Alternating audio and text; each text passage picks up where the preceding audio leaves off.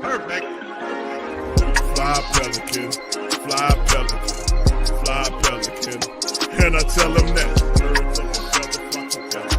Fly down, I'm a Pelican forever. Pelican forever. Ain't gon' lie, I feel flyer than I ever been. We stay ballin', this New Orleans, I'm a Pelican. It's going down in the nest, wild, wild west. Come in town and you best, show us some respect. 3-point threat, I better make it rain. If it's something, don't jump stupid like your ankle sprain. Always said, never hate the player, hate the game. Jumper where the dame late, punch a train.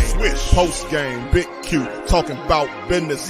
Bird gang, YouTube, they ain't flocking with us. Lock up the division mission, get into the finals. Finish competition, then it's going win the title. I know this flyer than you can get. Such a threat that the ref just might call a tag. You could double, you could press, but you can't check.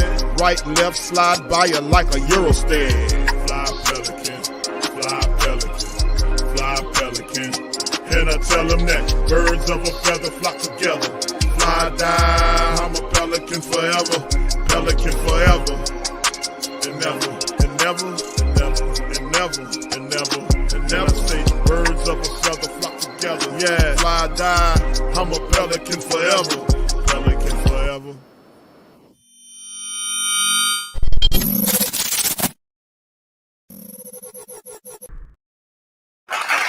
All right. For all things Pelicans, you're now tuned into the Pelican post-game report. Much love to the fam. Appreciate y'all for being in this episode of PPR. Man, we in here representing the flocking nation. Stand up, Big Q. Man, it's been a fantastic day watching college football, man. Been quite busy today, man, watching LSU. Watching LSU win, Tulane lose. Had a couple of streams. I got one did earlier with the preview of the Saints and Cowboys matchup. One tonight I got to do, and then of course the 5-hour live game stream tomorrow. So it's been a busy weekend for yours truly. But anyway, we up in this thing, man. Appreciate you guys for chopping it up with us on this Saturday stream, man. And listen, man, we're gonna talk a few Pelicans, man. So big ups to you for being here, Michael, man. Thank you for the super chat, my friend. Thank you, fam. Thank you, bro. Appreciate you for that as well. And listen, fam, we're going to talk a few items on the Pelicans. DC and Lex will join us momentarily in the building. We're going to talk a few things about the Pelicans. We're going to kind of preview the Pelicans starting up, getting ready to head into the season in a while, man. Training camp's going to be starting. We know the 30th of this month, the Pelicans are going to have the press day where, you know, they have the breakdown of the season. I think that's the 30th where they're going to open it up, talk about everything. That's going to be fun. So in a little while, fam, we're going to be right back to business with the games, man, and the season start with high expectations for our Pelicans, man. So a couple of weeks from now, man, we're going to be back at it again. So big ups to you guys for being in the stream as we get going. To start it all off, we won't hold you very long tonight, family members. Like I said, I got another stream behind this one, so we're going to kind of keep it moving. DC, welcome on in. How you doing tonight, brother? DC, can you hear me? Uh-oh. All right, we're going to give DC a little time to kind of get it together there as well. All right, so anyway, much love to y'all. Appreciate y'all being in the stream, man. What I really wanted to go over a few news, notes, and items for the Pelicans. Hit a few articles right quick as we get ready to pair into the conversation side of the stream. We kind of go over and talk about the Pelicans in terms of aspirations or expectations, rather, of the team going into the 2024-25 season, the good, the bad, as well as looking inside of and talking about the Western Conference and where the Pelicans perhaps rank in the inside the Western Conference. Real spill, you know. So we'll get into that today. But let's hit this article right here. as we going on, the Pelicans are on their way. This has come from real GM analysts right here. Kind of broke this down. I was going over this one, and they talk about the expectations of the Pelicans and some of the moves that they have made. And this is a perfect article to get us fired up and started with tonight's stream. Hope and bafflement in equal measure color the upcoming Pelican season. Hope is because Zion Williamson appears to be in the best shape of his professional career. Yeah. And you look at what Zion, how he looked. He was on this China trip. Zion he's in excellent shape. That's one of the big things we always talked about. That is a key to the Pelicans taking the next step. It's all based on his health. So, albeit a persistent one, they talk about his health obstacle, but really all of these pieces have fallen into shape with his health, and Amy Atmore, the physical therapist that's there helping him in the birth of his child. That's another maturity step for Zion, and all of the expectations on him squarely, even with the BI chip here. We'll talk about that being a cloud and get the conversation about that as well. But Zion Williamson is positioned for the first time, probably really at a period since he's been here, as the centerpiece of what could be a special season. So because of the roster moves that seem incomplete, out of Larry Nance, Dyson Daniels, who went to Atlanta for DeJounte Murray, Big V, Valanciunas is also exiting free agency. The team lacks an obvious center now, unless they pick up a nice new pickup. Daniel Tice can fill in. What's up? What's up, family? What's up? I heard we gonna regret losing Dyson Daniels. That's what everybody said. Okay. The DeJounte Murray trade was a failure. The New Orleans Pelicans are crazy for giving up Dyson Daniels. Okay, I don't know who said that, brother, but just keep that moving along. All right, DC, now that your mics work, I appreciate that impromptu jump in as I was reading this article. Thank you for that. Yeah, I know you was getting lonely up here. Yes, until I was interrupted there, but I appreciate you forcing me to redirect back to the article. Thank you, sir. What would the show be if I didn't cut you off every once in a while? Every once in a while, right? Yeah, it would be very less interesting, right? All right. So anyway, the team lacks an obvious center now, unless new pickup Tice can fill in better than the expected 32. Now at the expected age of 32 on a team number 6 of this NBA journeyman saga. What's more confusing that what's happening is what has it. The Pelicans haven't tried to trade Ingram, but no one seems to be too interested. Ingram is eyeing contract extension talks. You know, there you see, we all know how that's been happening. Thank you, Jamal Murray. Yes, and Jamal Murray. Yes. All right, and of course, Ingram is eyeing contract extensions.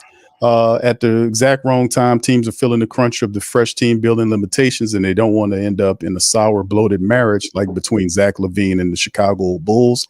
Ingram, like LaVine, is precisely good enough to ask for a maximum contract and plausible to get one, but not good enough that anyone will be thrilled to give it to him. If, like LaVine, this had been his predicament 2 years ago, this probably wouldn't have been a complication great enough to stop the biggest possible checks from being written. Wow, a comparison of LaVine and Ingram, right? Ingram is now in the pickle with him and his team, but it's just a matter of money. Either Herb or Trey Murphy III are more complementary wings for Williamson, better off the ball on defense and better defenders too. Ingram is a cook in the kitchen, that is, especially with the addition of Murray getting crowded. This is without you mentioning CJ McCollum. There's not enough balls to go around conundrum has never been more clear. Excuse you. Yeah, pause. This is the writer. This is not me. But we got to pause for the writer. That was kind of crazy. All right, in some cases, a fallacy, like when there are 3 or more elite, extra creative teammates come together. The idea is, in the case of reality, among Williamson, Ingram, Murray, and McCollum, only Zion is capable of consistently being the best player on the floor at the highest levels of competition.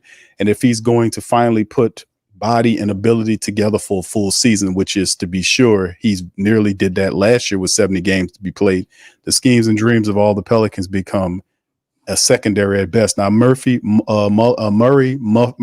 and Jones seem more a part of the modality than Ingram or McCollum. Jose fits well here too. These fitting pieces, 27, 24, 25, 26 years old, respectively. Zion is 24. It's easy to imagine that as Williamson figures out, after all, how to optimize his life as a pro, the Pelicans part ways through a transition from a core that introduced him in his career into the one that maximizes it. Do not take any of the insinuations as reported or as coming from the inside. I'm just the person looking at the basketball situation. In the urban planner would look at a complex intersection of multiple highways and see obvious ways to streamline it. This is surely a view from the front office we'll take throughout the season. So they said the lineup data will be scrutinized. Head coach Willie Green could be asked to facilitate certain experiments to help confirm what shape the team should be in. This is normal for any team that's now already in an ambiguous title contender and has been New Orleans' outlook throughout Zion's career.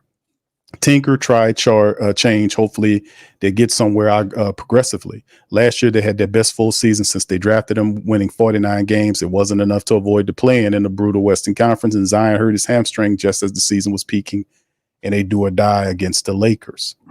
And then, of course, we go into the rest of it where he talks about a pair of dramatic weight losses with his show-stopping playing moment, 40 points on 7 of 27 shooting. He had 11 rebounds, 5 assists.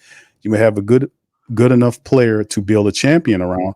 New Orleans can't be certain of this because they've already gone multiple times throughout the painful process of prospect correction during this 5-year odyssey, but this current moment contains their best mix of optimism and realism. Yet his promising status doesn't quite put his team up there with the questionable heavyweight fighters like Boston, Denver, OKC, or Dallas, but in a league that is increasingly a poker game featuring a deck with poison cards than useful ones. The Pelicans boast one of the more potent long-term hands. So this article basically breaks down DC. It is a perfect segue into the conversation about the Pelicans in the preview situation, the good and the bad. The good, the bad, and I guess the bad and the ugly would be the same. So that'd be kind of redundant. But the good of the team going forward, a lot of people see the Pelicans have the talent. They have DeJounte Murray, the floor general. They have Zion Williamson, the centerpiece superstar that commands multiple player, double teams and sometimes triple teams. We have shooters. We have all kind of players, Herb Jones, Trey Murphy, the third, and guys are improving. So with that being said, sir, leading to you, bro, let's talk about the good that the Pelicans are and what possibly could be good for the Pelicans going into the season in the Western Conference. I mean, a lot is good for the Pelicans, man. I mean, what's bad for us, we got 2 glaring weaknesses, and everything else, is pretty much up there. We got obviously our center rotation is a question mark, which I think off the bench, I think those guys are good enough to be good, but who's the starter? So we got an issue there. And, we have a tight game coaching, but everything else, you look at the Pelicans, man, they're in the plus column. We have shooters, we got defenders, we got different mentality guys. You got guys that's willing to hustle and get after it, mixed in with the shooters. And you got a superstar, like we said, in Zion. You have 2 to 3 guys that are potential all-stars. If you're adding in 4, if you're gonna add in Trey Murphy, Brandon Ingram, DeJounte, CJ McCullough, and I mean, you kind of could save 5 with Herb if he takes another leap offensively. I'm not sure how big of a leap he takes this year, but I think his defense definitely improves after the success he had last year. Seeing how he did things the right way, finally made that defensive first team. I think he only builds on that.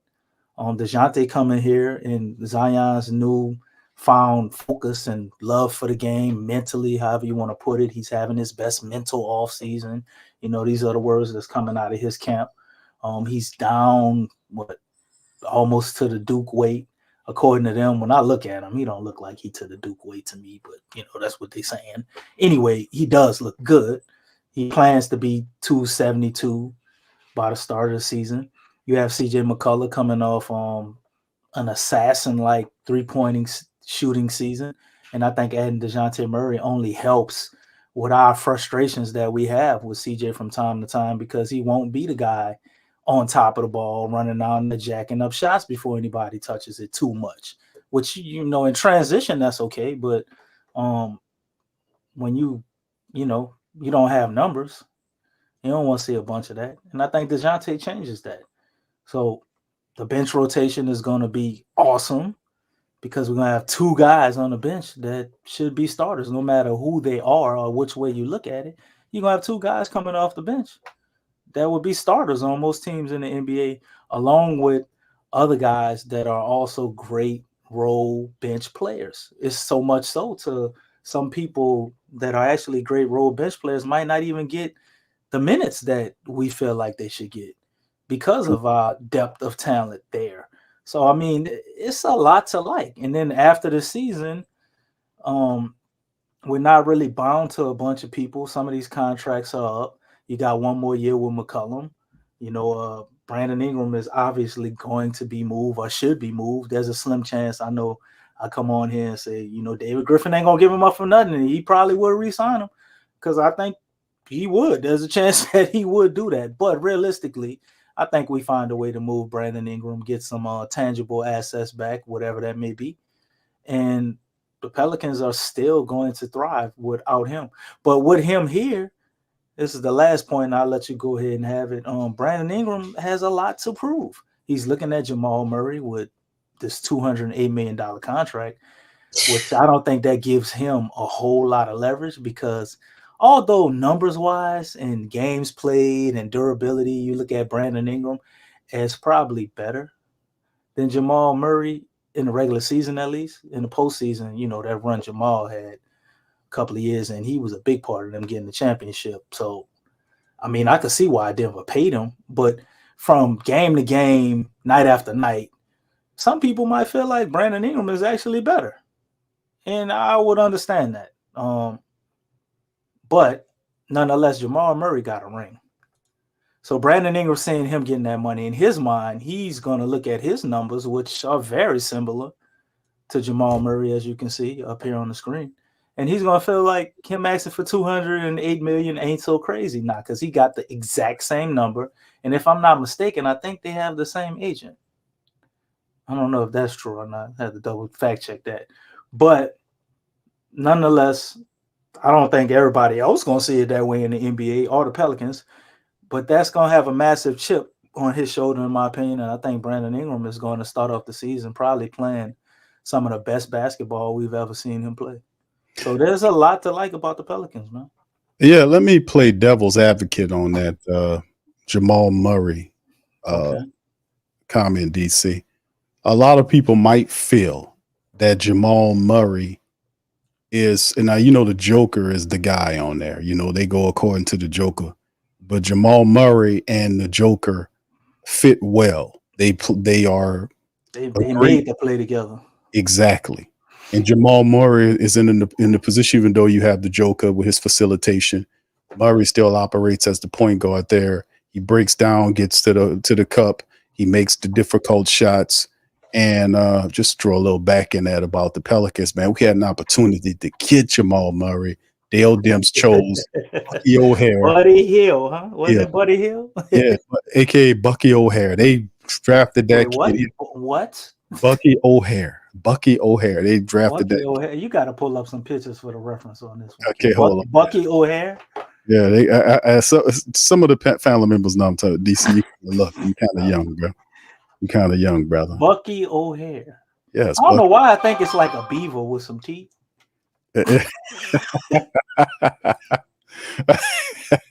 Hold on. I've never seen it before in my life, but it's a beaver with some teeth. You ever seen Bucky O'Hare before? There you go, DC. Okay, it's a rabbit with some teeth. All right.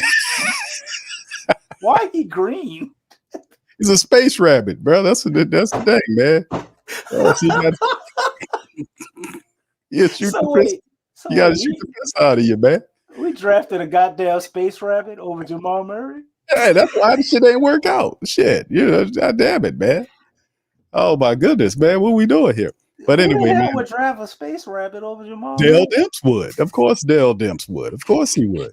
But truthfully, man, oh my God, some people would say that, man, about the Pelicans insofar as them going and picking up, that contract, giving that contract to Jamal Murray, and it's a difference. Even though the numbers are similar, these players mean something different to their team. Like Murray is the perfect complement for the Joker. And then, by the way, did you hear that report that a lot of people says that guys kind of stay off the Joker? They don't like playing him because he smelled like a horse. Did y'all hear about that? Did y'all hear that? No, I ain't hear that, but I saw them pictures of his teeth, and they had a hotel lady who put out a picture of his toothbrush. Oh no, come on now. Yeah, they say he don't. It's part of his thing. He don't really brush his teeth. Maybe that would explain And a the lot. hotel lady said when I guess that's one day when he brushed his teeth. Then they had a picture of a alleged toothbrush of his that it had like yellow and green stuff on there. Oh, that's I disgusting. don't know what's going on, man. I don't know how you be a millionaire and be living like that, but I don't know how true that is. Man might just be selfish. He might be just sending all his money home, and You can't, but I mean, you can't fix your teeth. I mean, that's a drop in the bucket for $1 million. Well, Go to Colombia. I hear it's pretty cheap over there. You want to save some money? He must have got some cookies that night. That's why he brushed his teeth or something like that later. All right. Anyway, man. If he smelled like a horse, that explains a lot because his game, the Joker would definitely beat you in the game of horse.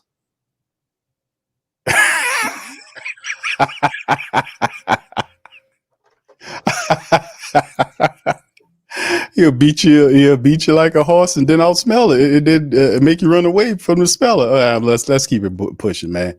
But anyway, man, listen, man. Bottom line is, people might feel DC that Murray's numbers, even though they are very similar to Ingram, but the role is not. He fits the true star of the team, the Joker, hand to glove. We can't say that about Zion and BI. So the situation is different with Murray to the Nuggets than BI to the Pels.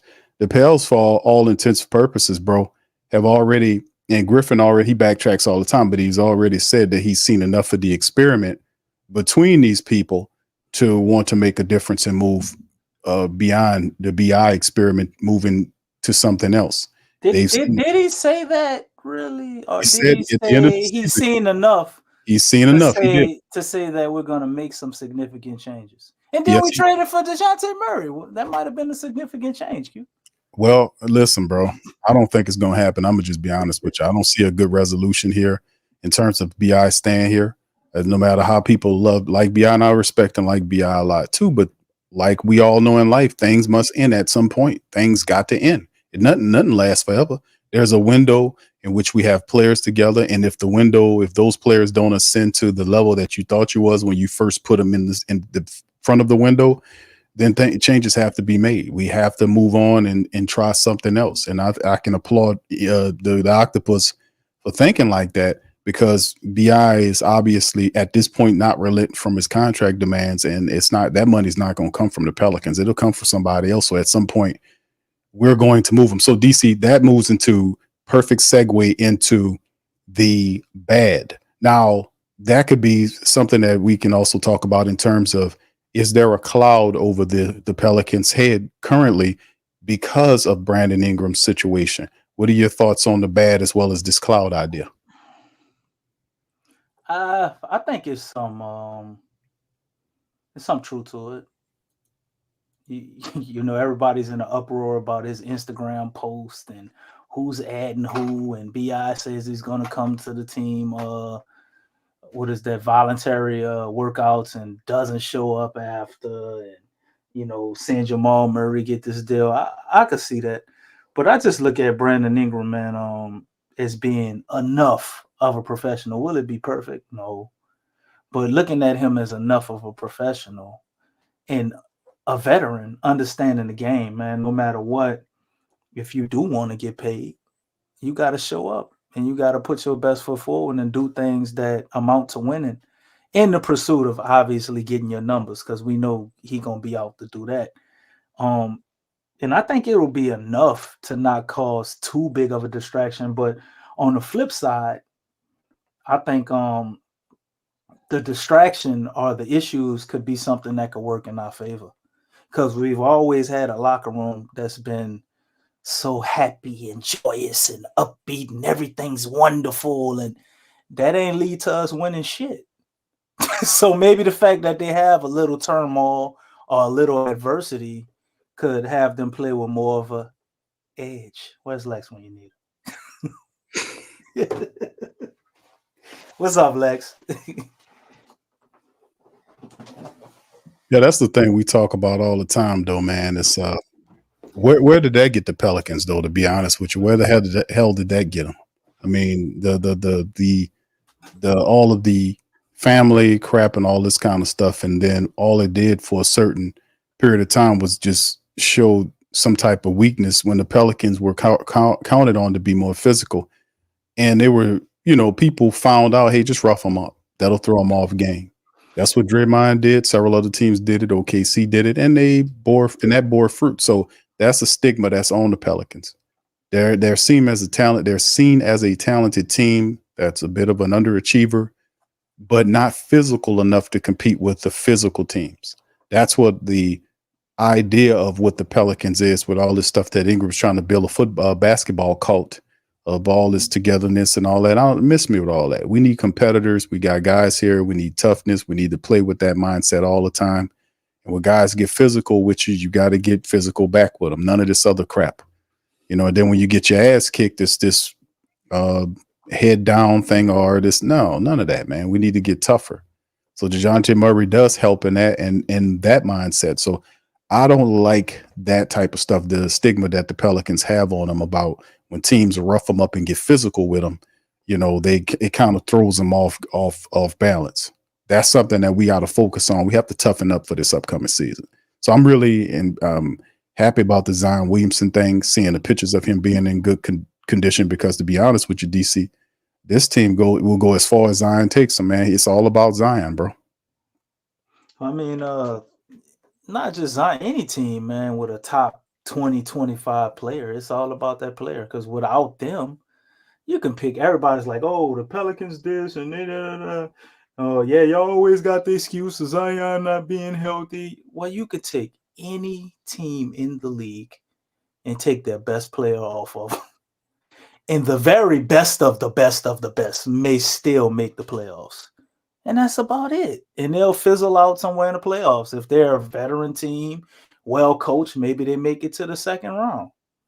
Maybe they even make it close to or the Eastern Conference Finals and get blowed out, or Western Conference Finals, whatever. But yeah, it's always all about Zion, man, because he's the best player on his team and has been for some time. Let's keep it pushing on that, man, because that's a part of the situation. Obviously, the injuries, the stigma of the Pelicans having, being a little soft according to some teams. Like, well, I had to play devil's advocate to myself because I don't think he really did a good job earlier. Okay, that's always a good enough devil. That's what it was. Okay, let's. Okay, cool. Your angel wings are too big. Okay, let's hear it, DC. Go ahead. Go ahead. I mean, we can move on. I did enough. No. You ain't gonna stop the show just to say that and then back the hell off. Come on. Don't do a reverse Draymond Green. Go ahead. What's that? That means that if you was rocking, you was doing your thing, and then all of a sudden somebody Draymond get physical, push the Pelicans around, and it throws them off their game. Just I got one better for you. Since you want to use Draymond Green, I'm gonna do exactly what he did. Draymond Green used to go around kicking people in the nuts all the time. He got suspended for a nice amount of games. I ain't seen him kick nobody in the nuts no more. So let's move on. Did he get therapy? He got therapy. Didn't he get therapy? That wasn't for kicking people in the nuts. That just he choked somebody and got therapy. Didn't he get therapy when he punched your boy Jordan Poole? No, he choked out. He choked out. Damn, that's sad because Big Cat is such a laughing meme. I wanted to say Big Cat, but I actually don't think it was him. It was Jokic. No. What's the center for Phoenix who came from the Blazers? Oh, Nurkic. Yeah, he choked him out. Q. How you choke Nurkic? Is 7 feet too. Oh, was it Rudy Gobert too? It was him too. How you get up there to choke Rudy out? I mean, Rudy's 7'2", isn't he?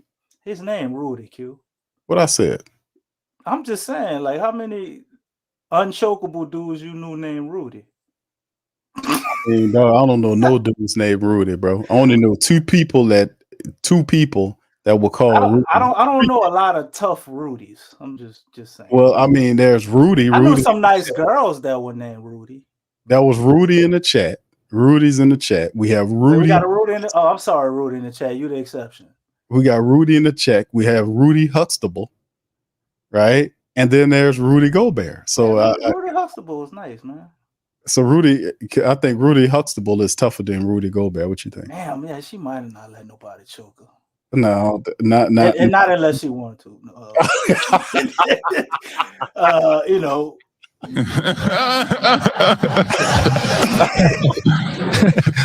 Hold on, now you ain't gonna be talking nastily about his, her body, her choice, man. D say too much, man. Go ahead, D. Go ahead, play devil's advocate, brother. Go ahead. Well, looking at the Pelicans, Q, there is one glaring weakness that could shut all this shit down.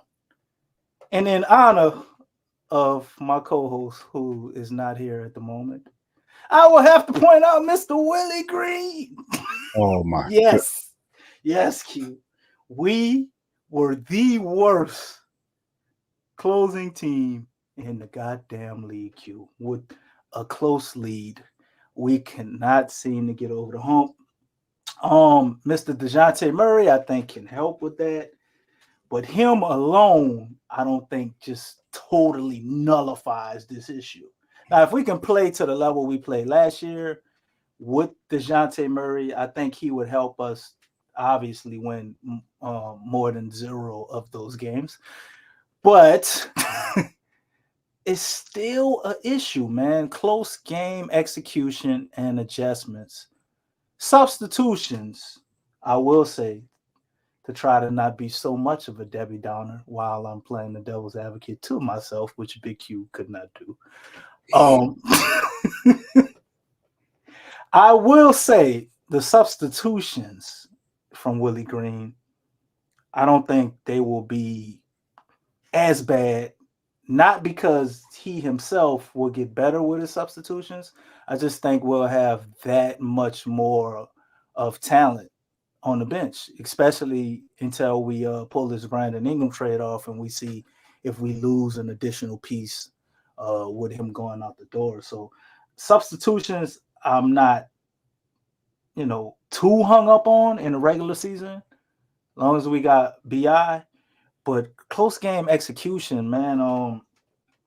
Who's gonna run the show? Like BI wants to be the number one guy. He knows he's on the way out of here. Zion is the number one guy. You got DeJounte in the middle of that trying to regulate it. Then you got CJ who's still. I averaged 20 points a game my whole career, and it's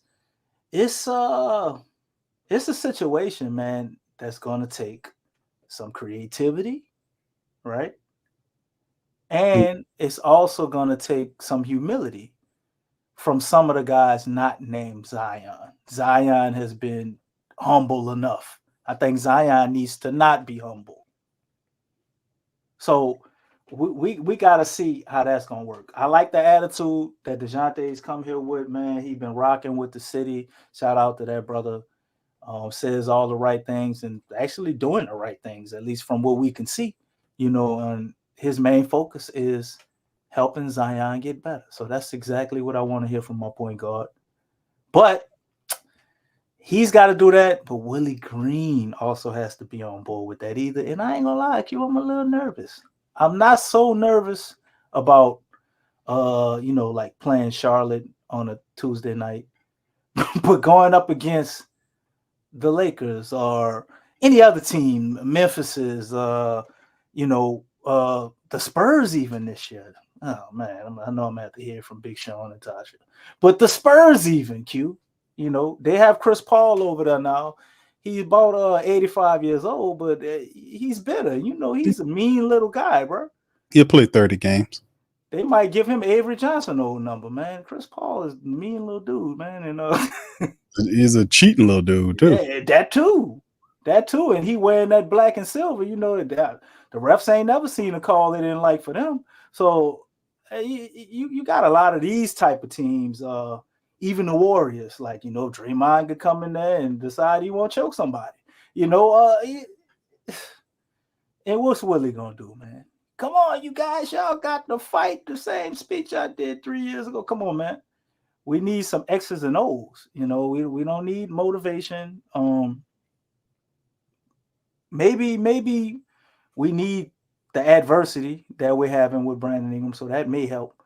But man, it's a question mark how Willie is going to handle and manage all of this with a possibly disgruntled Brandon Ingram, like I said.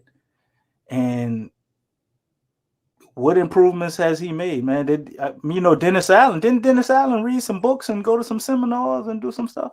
I don't think so. He didn't? No. So how did he learn? How did he learn to get the hell out the way? He felt the pressure of the gun, and he made a change. That's what he was supposed to do. He's under the gun. This is the year. If he doesn't get there, he's going to get fired. When you're not comfortable, you break norm. That's what I was saying about Willie Green's situation with the Pelicans. Willie Green knows that the team has elevated expectations now that DeJounte Murray was acquired via a trade to pair with Zion. The contracts run very harmoniously with each other. So you reset the core to a degree, and you have forced 20-point scores. If ran correctly, this could be a very good unit, but it's all on Willie, which means he has to do the best coaching job of his career in year 4. That's what so it is. Either you, and this was what I was saying, I was just giving the man the benefit of doubt. You either rise or fall. You either rise to the challenge or be crushed by it. Well, if Dennis Allen can do it, maybe Willie can. I haven't seen any videos of Dennis Allen walking out like a bad bitch, like we did in game 2 of his first NFL season. So Saints are 1-0, looking very powerful. Maybe there's hope for Willie Green. Willie Green is actually a likable guy, though, and his contributions will not necessarily be about him saying crazy stuff in the media, but it'd be more about his X's and O's, on the floor, especially offensively. Is he going to turn over the reins to James Borrego, fully trust him, lean into that? Will he get some help with his substitutions and not sitting people when they're hot? Will they draw up actual plays? And, guys got to figure it out. I don't want to hear that shit in the playoffs, Willie. You need to come up with some strategy. Guys are depending on you to help them figure it out. And let's move on to the next segment because we have Lex coming in. So there's enough. Well, I think Lex planned this to pop right in at this moment. Don't say no more. We can't say nothing more about Willie Green. Lex, I already covered Willie Green for you, Lex. You ain't got to go over it today. Happy to have you here. Almost thought you wasn't gonna make it. Give you a shout out. What's up, Lex, baby? How you doing? Hold on, she's unmute, Lex. Y'all a hot mess. Y'all need to stop. She planned that, DC. No, I did not.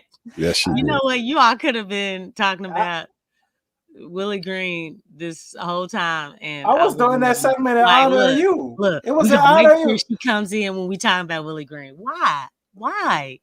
Q, didn't I honor Lex before I started that segment? So did. What in the world? Just stop. I was honoring the spirit of Lex, and then I went to talk about Willie Green, and poof, here you come. Okay. Don't do that. You know what? Lex, you're the right person to answer that. Everybody in the chat, and you all have the wrong idea about me. Y'all need to get that right. Y'all need to get that right. You can't tell me, don't nobody feel the same way I feel about Willie Green. You know what I'm saying? Come on, this ain't just a me thing. It's not just a me thing. I'm on your side. You need to talk to Q about that. But I actually like Willie Green though. I like him. What, as a person? As a human being? I like him as a guy and stuff, but some of the stuff I see on the court, I hate Lex. It turned my stomach. It kind of make me sick. Some of it. Lex, what we were talking about, opening up the stream is the preview of the good. What is good about the Pels? No, you made me talk about what's bad. No, that was the good and bad aspect. But of course, you're gonna talk about the good. I'm not gonna say the good, the bad, and the ugly because the bad and the ugly is the same damn thing.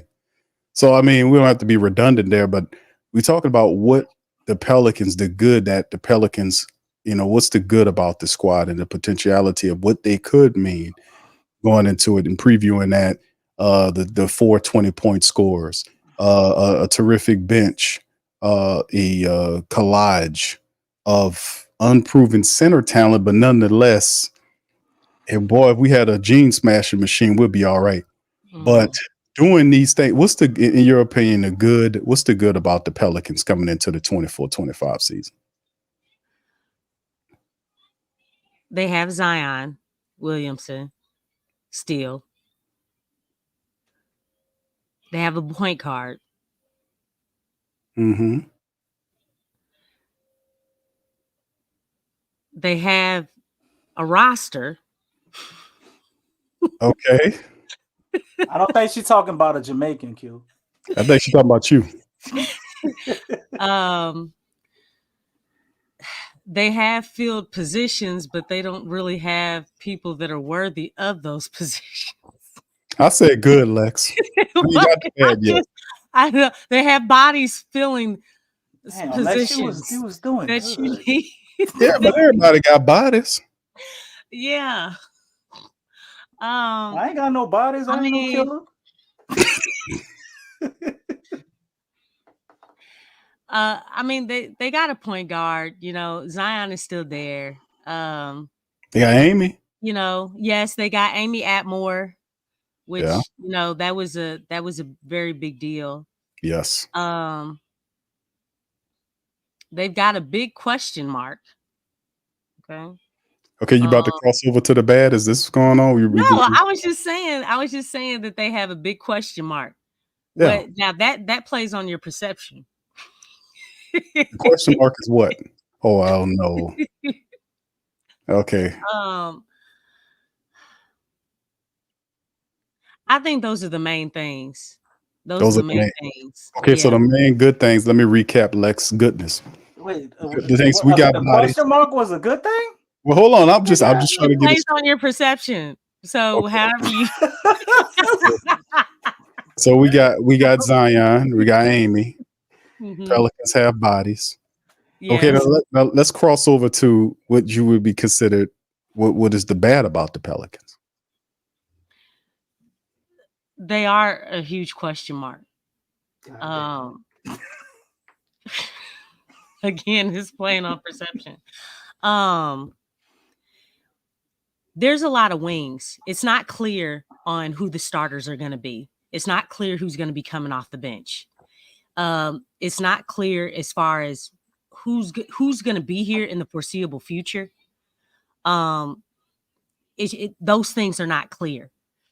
And because those things are not clear, I don't feel like just from right off top, the identity of the team is not clear. Obviously,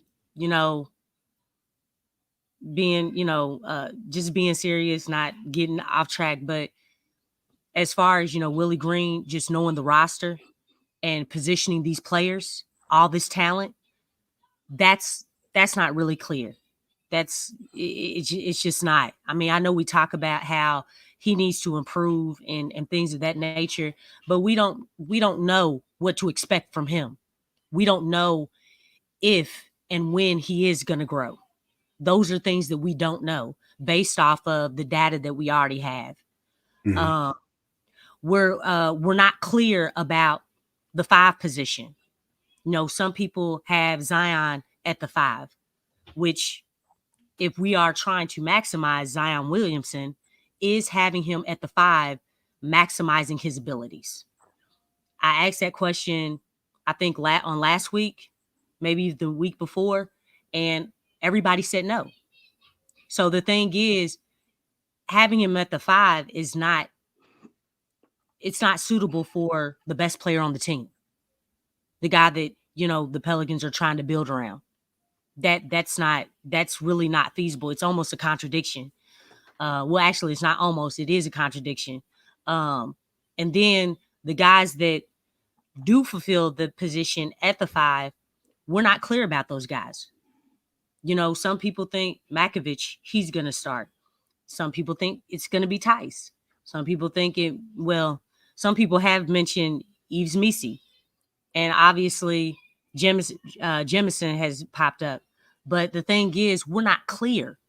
There's no clarity on anything about this team. The only clarity that we have is that DeJounte Murray is going to be the one, the point guard, and Zion Williamson. Those are the only 2 sure things consistently across the board that we've seen, that we've heard from everybody, from other podcasts, from other mainstream media, people in the chat. That's something that's been consistent. But other than that, nothing else on this team has been clear. It's literally been a question mark.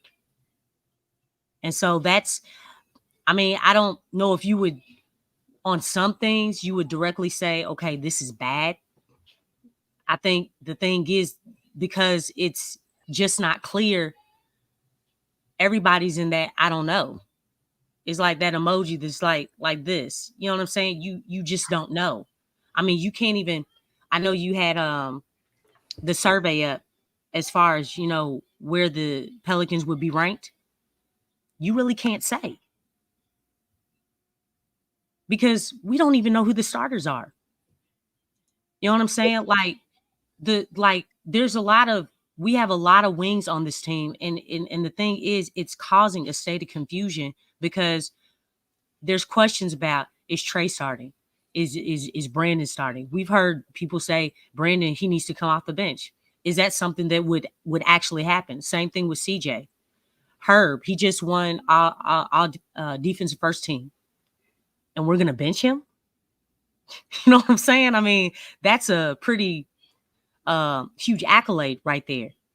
So, you know, it's a lot of questions. Mm-hmm. It's a lot of non-clarity.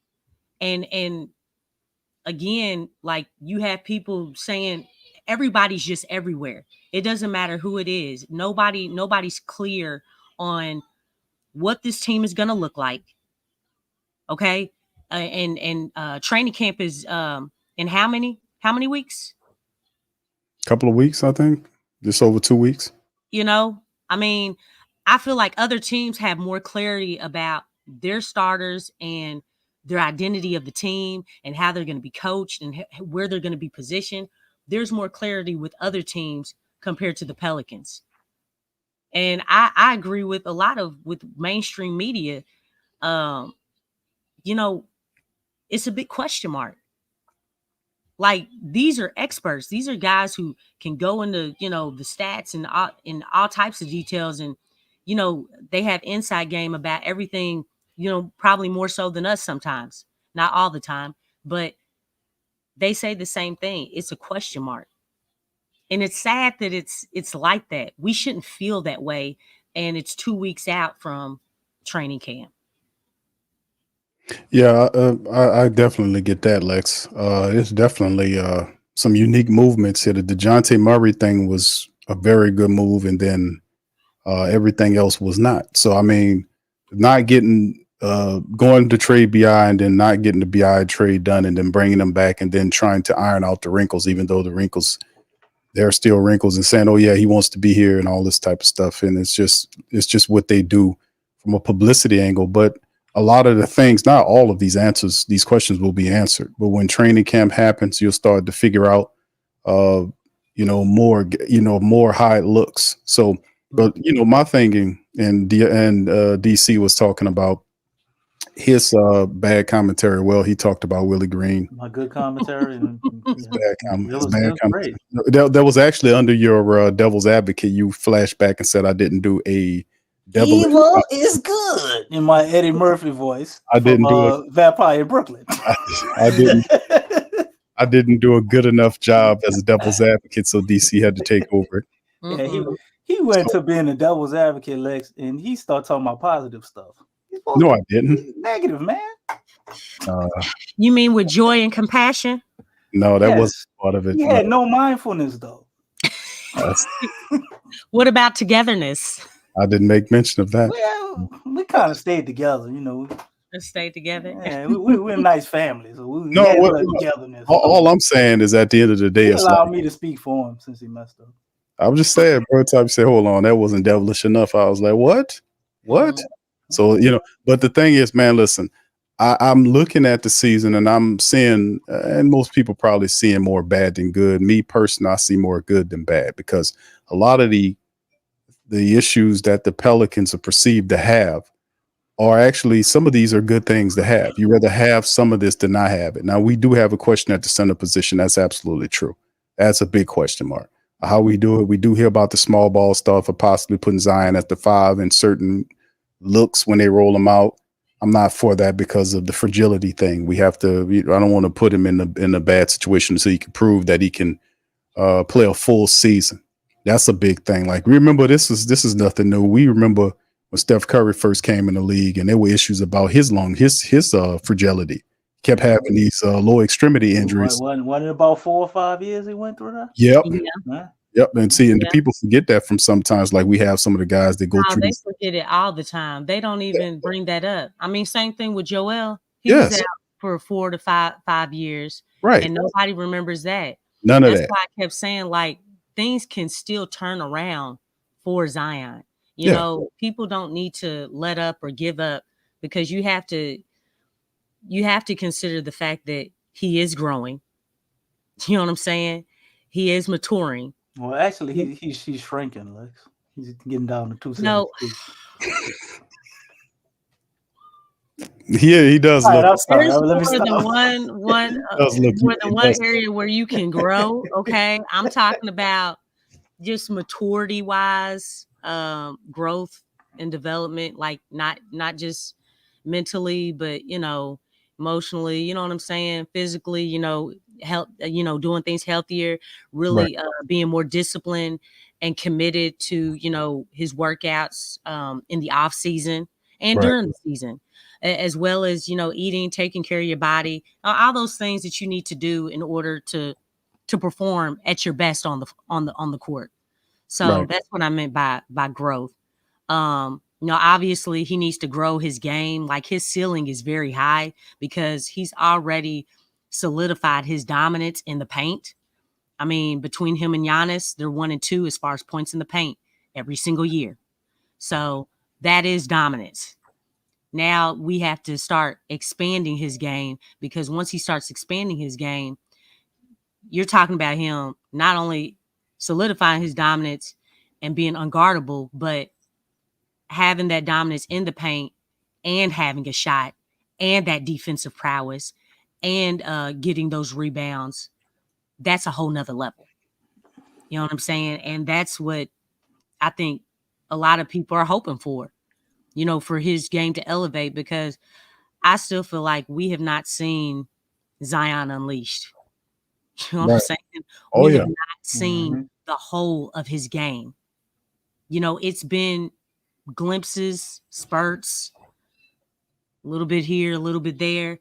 But as far as like just getting the complete package, we have not seen that. And then we have not seen Zion in the playoffs. So we're missing a lot. We're missing a lot. And, everybody's itching for him to be unleashed, for him to get to that plateau and really be who he is truly supposed to be. Mm-hmm. Yeah, that's a part of it. 70 games last year, Lex.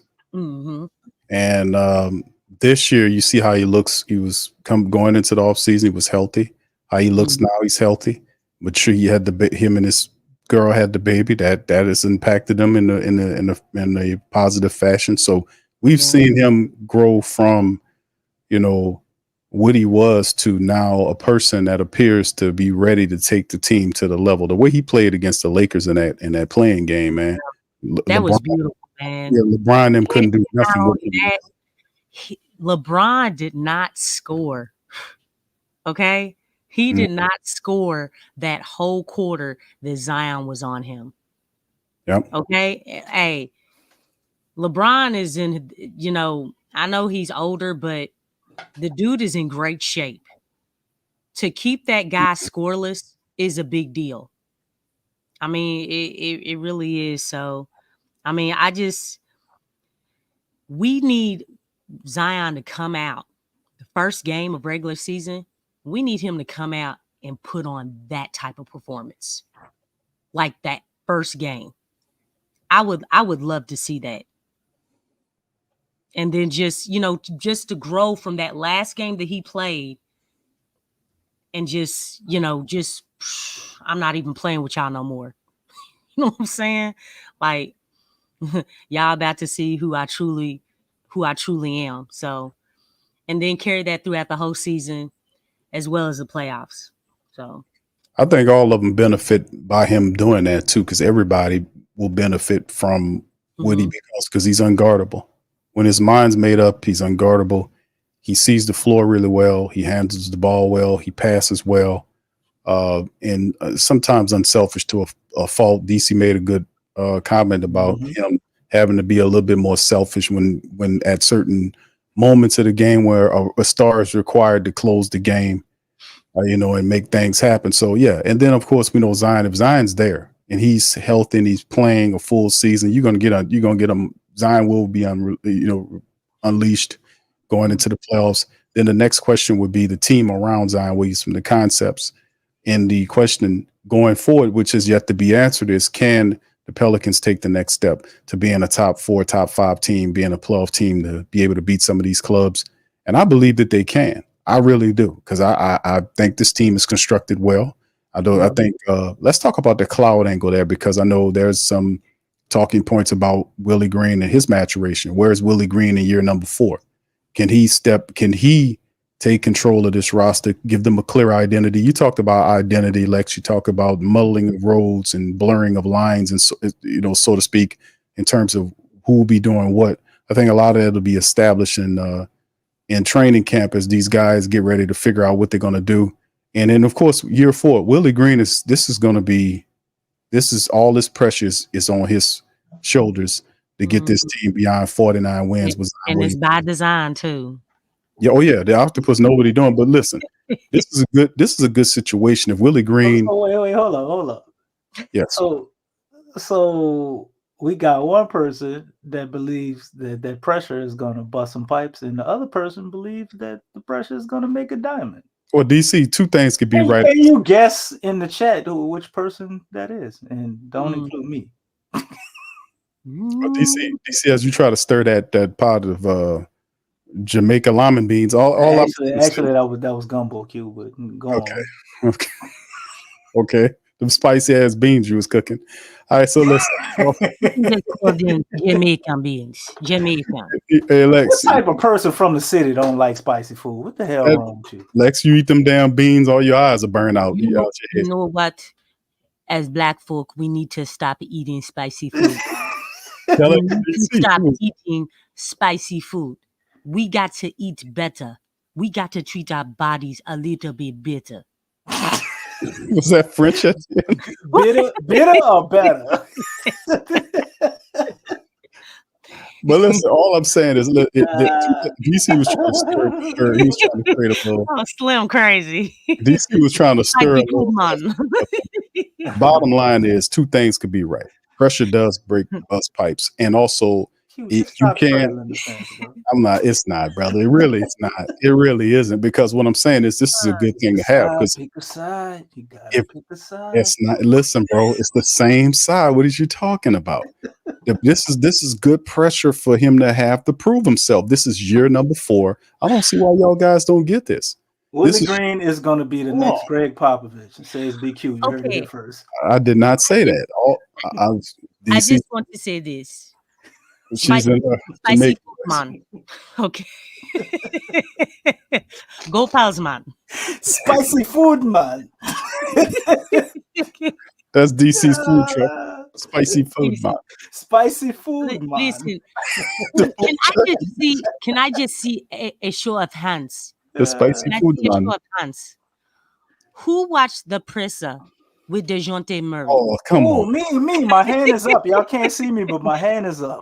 Come on. Raise your hand. Raise your hand if you saw the Presser DeJounte Murray? Say Lex, we got Lex, 5 Raise more your hand minutes in of the chat. Willie Green talk, or we're gonna Lex. get shut off. I'm just What saying, did listen, Willie Green say?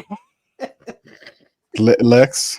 It's not. It's that's. We're not worrying about that. We focus on the You are preseason. as good as your last hit. I'm a coach. I like Oprah, and the ball's gonna be in your hands. The ball's gonna be in your hands. The ball's gonna be in your hands. It's gonna be in everybody's hands. We're gonna see, because that's what it's it comes. gonna be difficult. We have got to understand the truth that has set before us. Okay.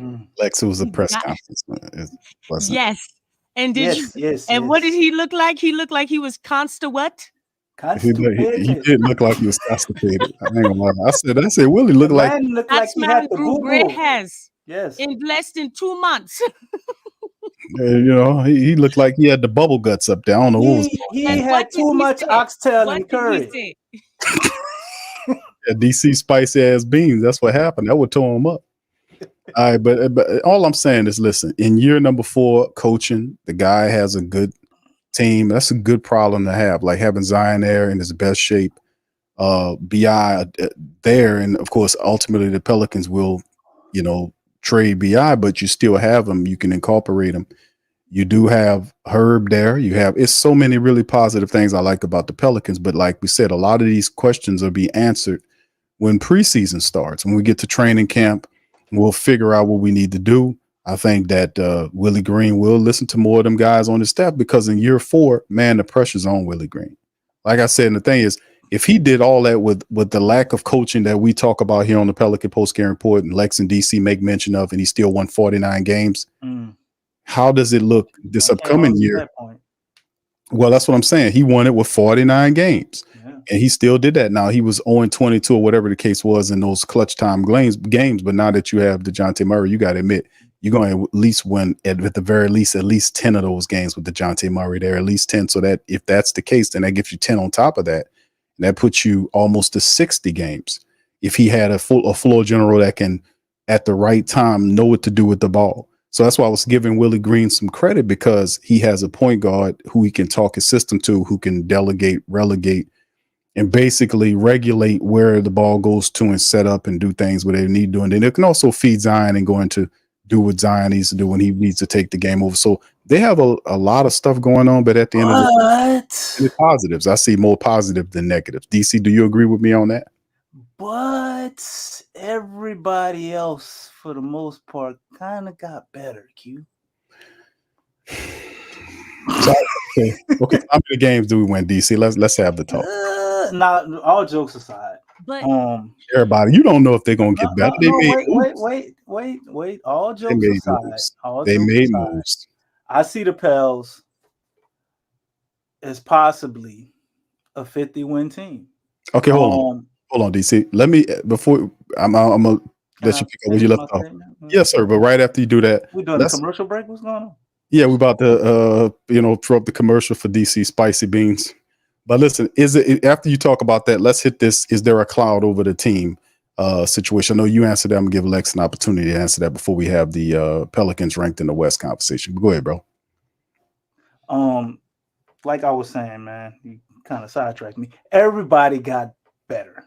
Oh, I'm sorry. Because Willie Green is the next Greg Popovich to you. So no, I'm sorry I cut you off, but I don't mean to cut you off. Of course you did.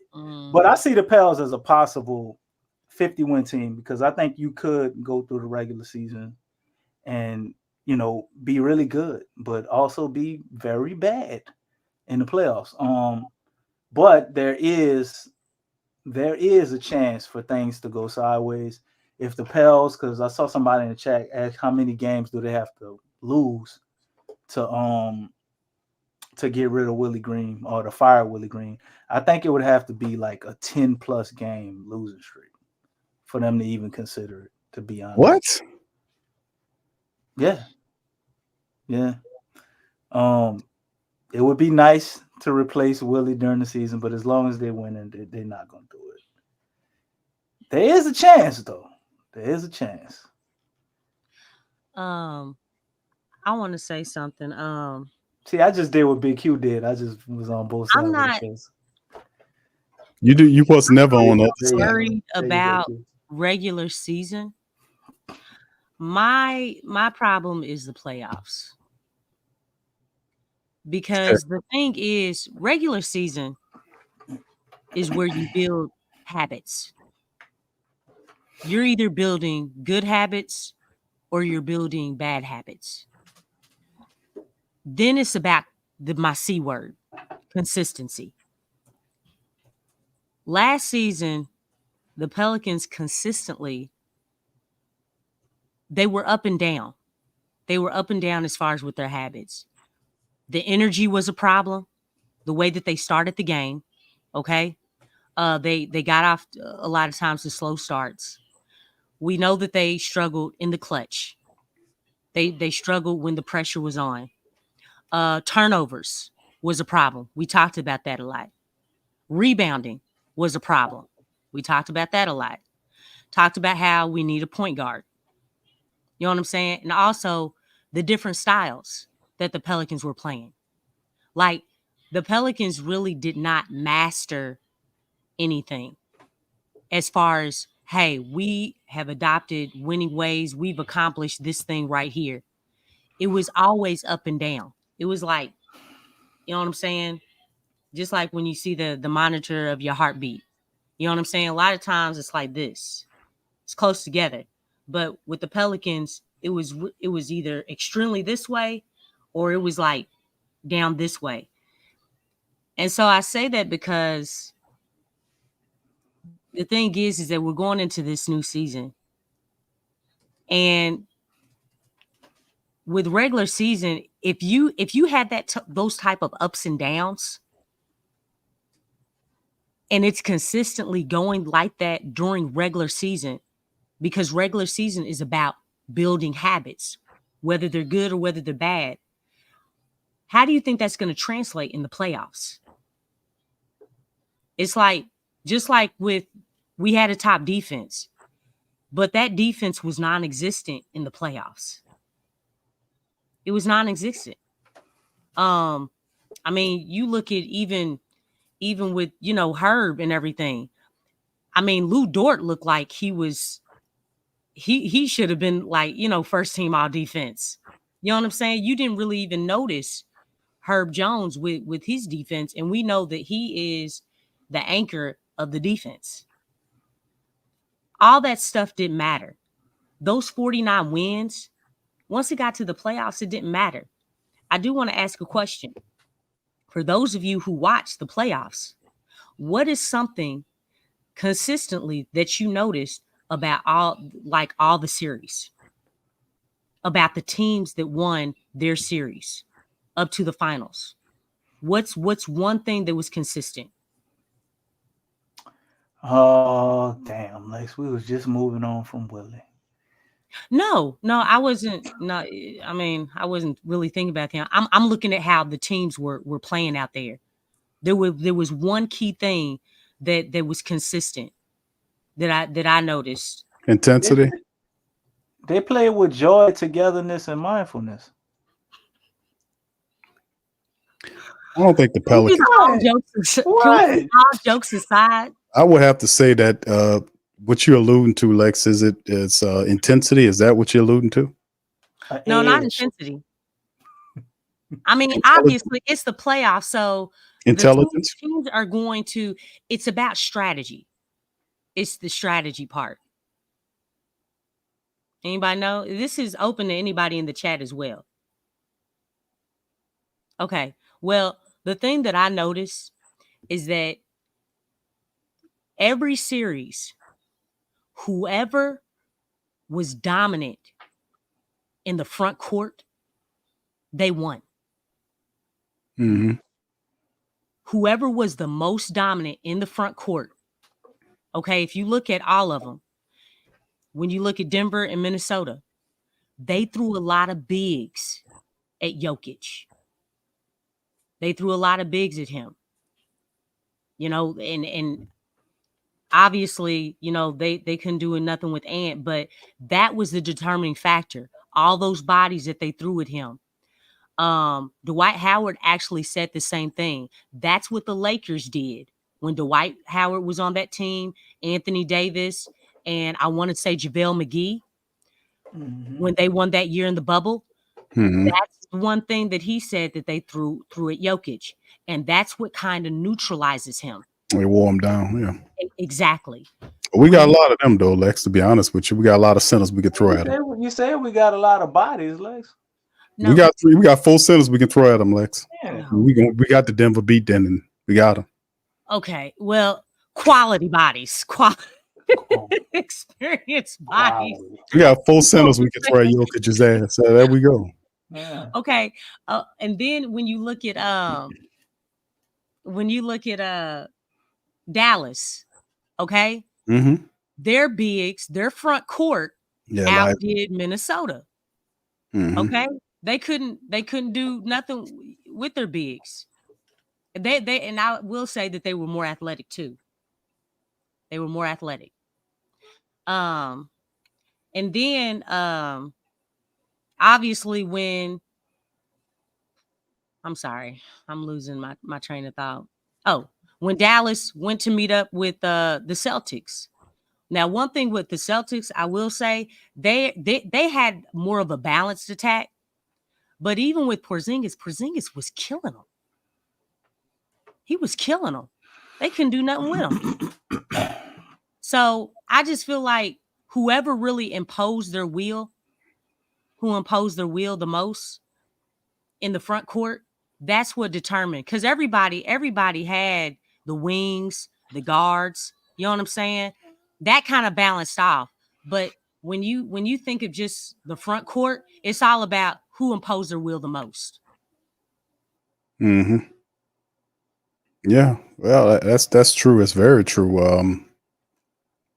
Man, I just wonder, I'm ready for the season to get going, man, so we can answer some of these questions dealing with the team, man, moving forward, because I do think we got like I said, I believe it's more pluses than minus, and some wrinkles that have to be you kind of ironed out. I know how family members feel about Willie Green, but I see it as a challenge for him to see if he could take that next step. That's how I see it. So we'll see if he can do it. If not, he'll be crushed by it and he'll be moved out. Somebody else will be moved in to take over the team. So he understands that this year is a lot of stuff is on the table here. All right. So anyway, let's move on to enough Willie talk. I was looking up some stuff, man. Somebody go ahead. Big Q mentioned Willie. I was trying to stop him for you. No, I said I just said. Well, you know what? Hey, real quick, DC. The coaching does matter. I mean, let's not kid ourselves here. No, like, for real. You know, you remind me of. You ever listen to Kendrick Lamar album? His daddy be on there. He said, "Somebody said Domino's." Yeah, that's who you remind me of. We said Willie Green. No, I haven't been commenting on him for real. Y'all been kind of like making it seem like we just joking. I'm just saying though, the coaching does matter. So I mean, it's not a big surprise on why he keeps coming up, because it does matter. I mean, to me, y'all, it seemed like all those teams were well coached. The strategy and the philosophy and understanding the vibe of the game, the vibe and flow of the game is very important. And those are things that gotta be in you. You know what I'm saying? It's like, one thing that I've noticed, like as far as with girls basketball, a lot of times, maybe not now, but the way that it used to be, they used to like really teach fundamentals, and they're really robotic. It's like, okay, go here and then go here and then go here and then go here. The thing is playing organized basketball, you learn more of the fundamentals, but there's something that you lack, something that you get more when you play street ball. We all know what it is. You got to feel that. You got to feel it. You got to feel the movements. It's like a dance. You know what I'm saying? It's like it's a rhythm. You know what I'm saying? When that play goes out of whack, it's like, oh, we got to change it up. And a lot of times, some people don't know how to respond to okay, oh goodness, the play is broken up. The play dismantled. What do we do? You have some players that do that. Why? Because they don't have that part where, okay, now it's all about feel. Now it's all about situation. Yeah, it's all about it's audible. Everybody does not flourish, when it breaks away from the play. And then you have guys where, hey man, all I am is feeling.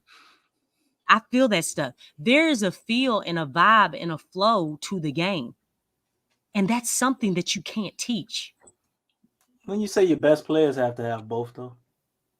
Yeah, there has to be a balance. There does have to be a balance because and that's IQ. But you have to know when and when not to do it. It's basically like art. Yeah. Art is objective. Okay. So the thing is, you have to know when, okay, let me go along with this play. You know what? The play is broken. We got to go to something else. You know what I'm saying? All of that is very, very important. And I feel like that's, we say it all the time. Lack of creativity, lack of imagination. Mm-hmm. Yeah, man. It's not always, all right, step here, do here. Oh, spin move, step here, this foot here, you can't do all that, man. For real. You have to feel that stuff. And he doesn't have the creativity for that. I mean, something's wrong when you're taking out players when they're hot and you bench them. Are we trying to win? You know what I'm saying? I mean, for real. Well, how many times do we see that? A player got it going and then they got set down. I mean, how would anybody feel about that? Like, man, my shot is finally dropping. I found something. You found the answer to have an edge over the competition, and then they sit you down. Get some Gatorade, man. Hey, man, that I know that was happened a lot with Zion. I don't know how many times we saw that. How much of it was restrictions? I think some of that, and restrictions. Yeah, I can't put stuff going on with Zion. I can't put all that on Willie. Nah, because we watched the coach before, but we've seen other stuff though. And Stan Van Gundy where they jumped in front of them and kind of forced them to sit them. The most we've seen Zion play minutes wise was Stan Van Gundy, and the best thing about that, he played his most games before last year, and well, actually, I think he played more. No, he missed 10. So you saying it's Griff? Yeah. Stan Van Gundy came in and horrible too. Yeah, but he's the reason, at least for Zion. They had the kid gloves on with him. We talked about that. Anytime he huffing and puffing too much, you getting that call. But it makes sense because Zion a lot of times would be like out of shape, and you could see it. But he's so good that even him out of shape out there is still pretty dominant. You know what? I'm not forgetting what Coach K said, man. You know what I'm saying? Put himself into shape. You just got to let him play. I mean, well, for Zion, that worked. And that's what Stan Van Gundy went to Coach K to talk to him about. And he let him do it. Zion had his best year. And look what happened. Though before this 70 games, Stan Van Gundy was the most games that Zion played. Yeah, that's what I was 61. So he was right. I mean, some things I know it's not characteristic, and a lot of Hall of Famers talk about it. Hey, you can't play yourself in the shape. They say that all the time. But you know what, though? For some odd reason, it works for him. I feel like them being skittish with him, that actually hurts him. Because let me tell you something. Hot cold. Huh? Are you getting in shape at any time when you're sitting on the bench? Are you getting in shape when you're doing them workouts? No. The only way to get in basketball shape is to play basketball. Exactly. That's my point. You have to play basketball. Somebody. You got to play basketball in order to get in shape.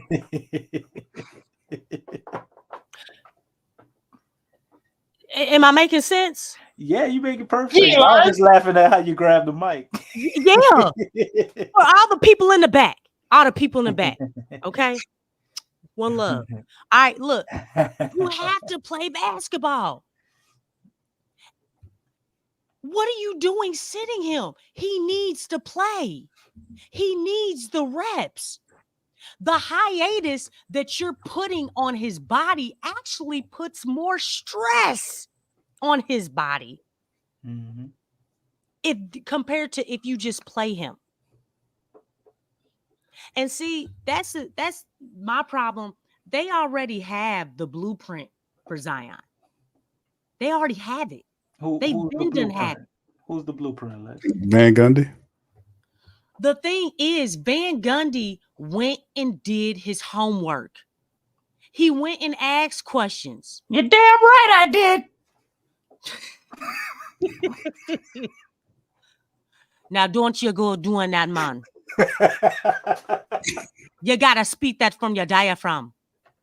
Well, you know, Lex, when you don't work out so long, you can't speak from your diaphragm because my lungs don't work like that. You know, it's been a long time since I dribbled the ball behind my back like you saw in those videos, but I can always build a fucking wall, let me tell you. Okay.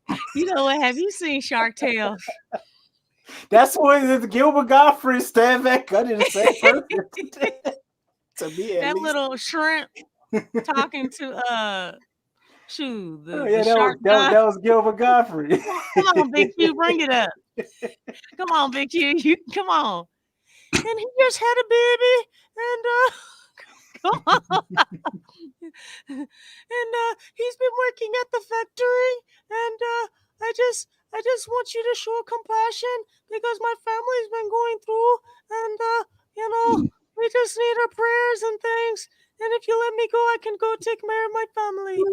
True story. I don't sound like that. Y'all go watch Shark Tales. There's way more pitch and scratch in my voice. It's not like that's clean. That's how I used to sound. And Robert De Niro. Oh yeah, and Jack Black. He was Lenny. Wait, that was Jack Black, was that? No, he was the show, right? He was Lenny. It's a good show. All right, back to basketball. Go Pels. Anyway, finish. Give me my compliments while I eat my fucking Rocky Roads. I'll stay in here. There he is. Come on. True story.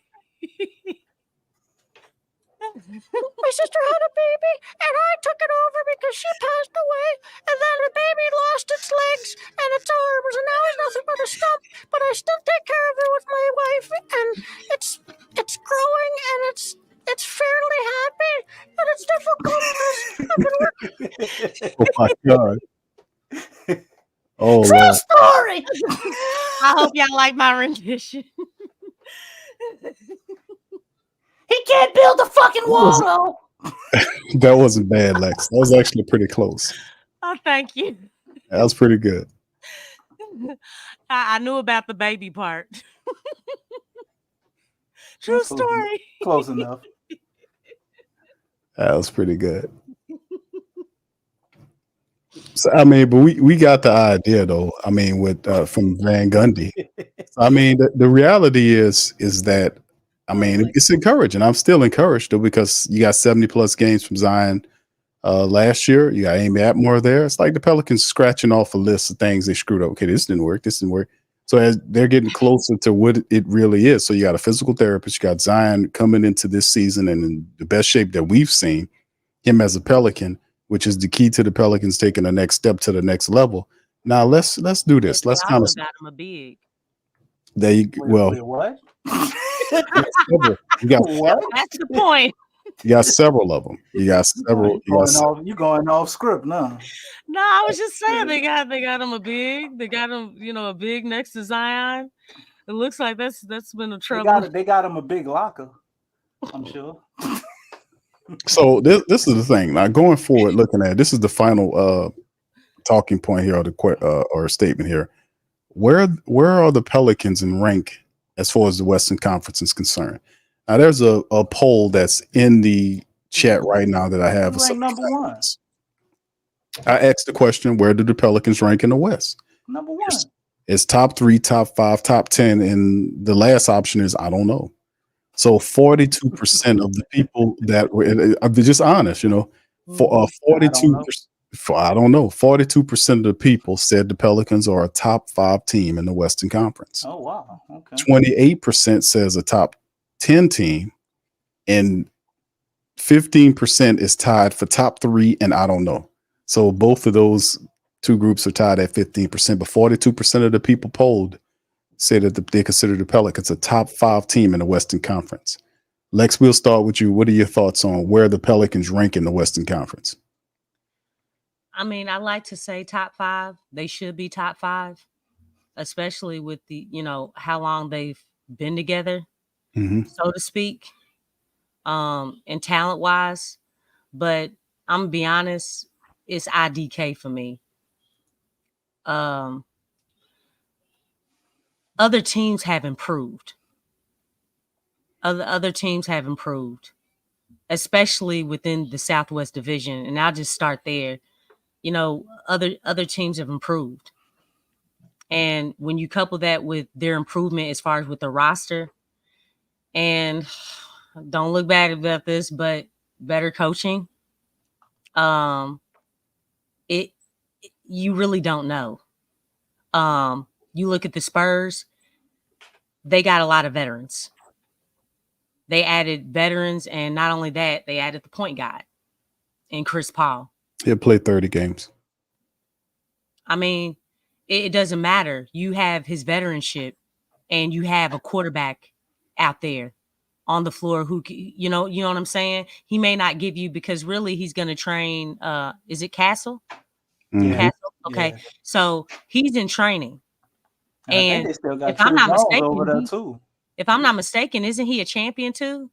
Didn't he just win a championship? Yeah. Mm-hmm. So, I mean, that's a nice combination right there. To have that type Harrison of Barnes too. Yeah, Harrison Barnes. That's another quality veteran.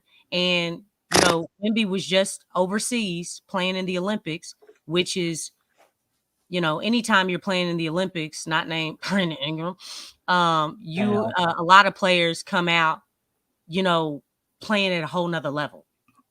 So they've really improved. They addressed a lot of things, and I think they're definitely going to be better. Now, if they're going to be a playoff team and all that stuff, I don't know, but I feel like they are going to be better than they were last season. Memphis, they're getting all their players back. And that they're coming in hungry, because, I mean, obviously, they were down and out, and everybody basically bashed their head in.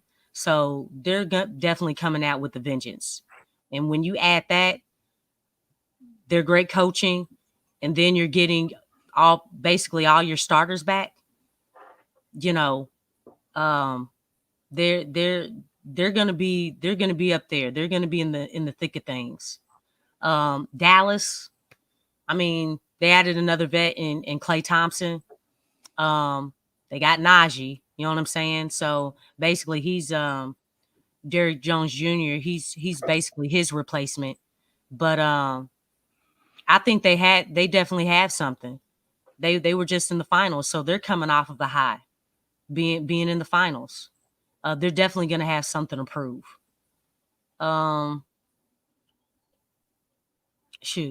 Houston, I think really they started coming around like late, but they're definitely going to be a huge improvement. So, just teams have gotten better.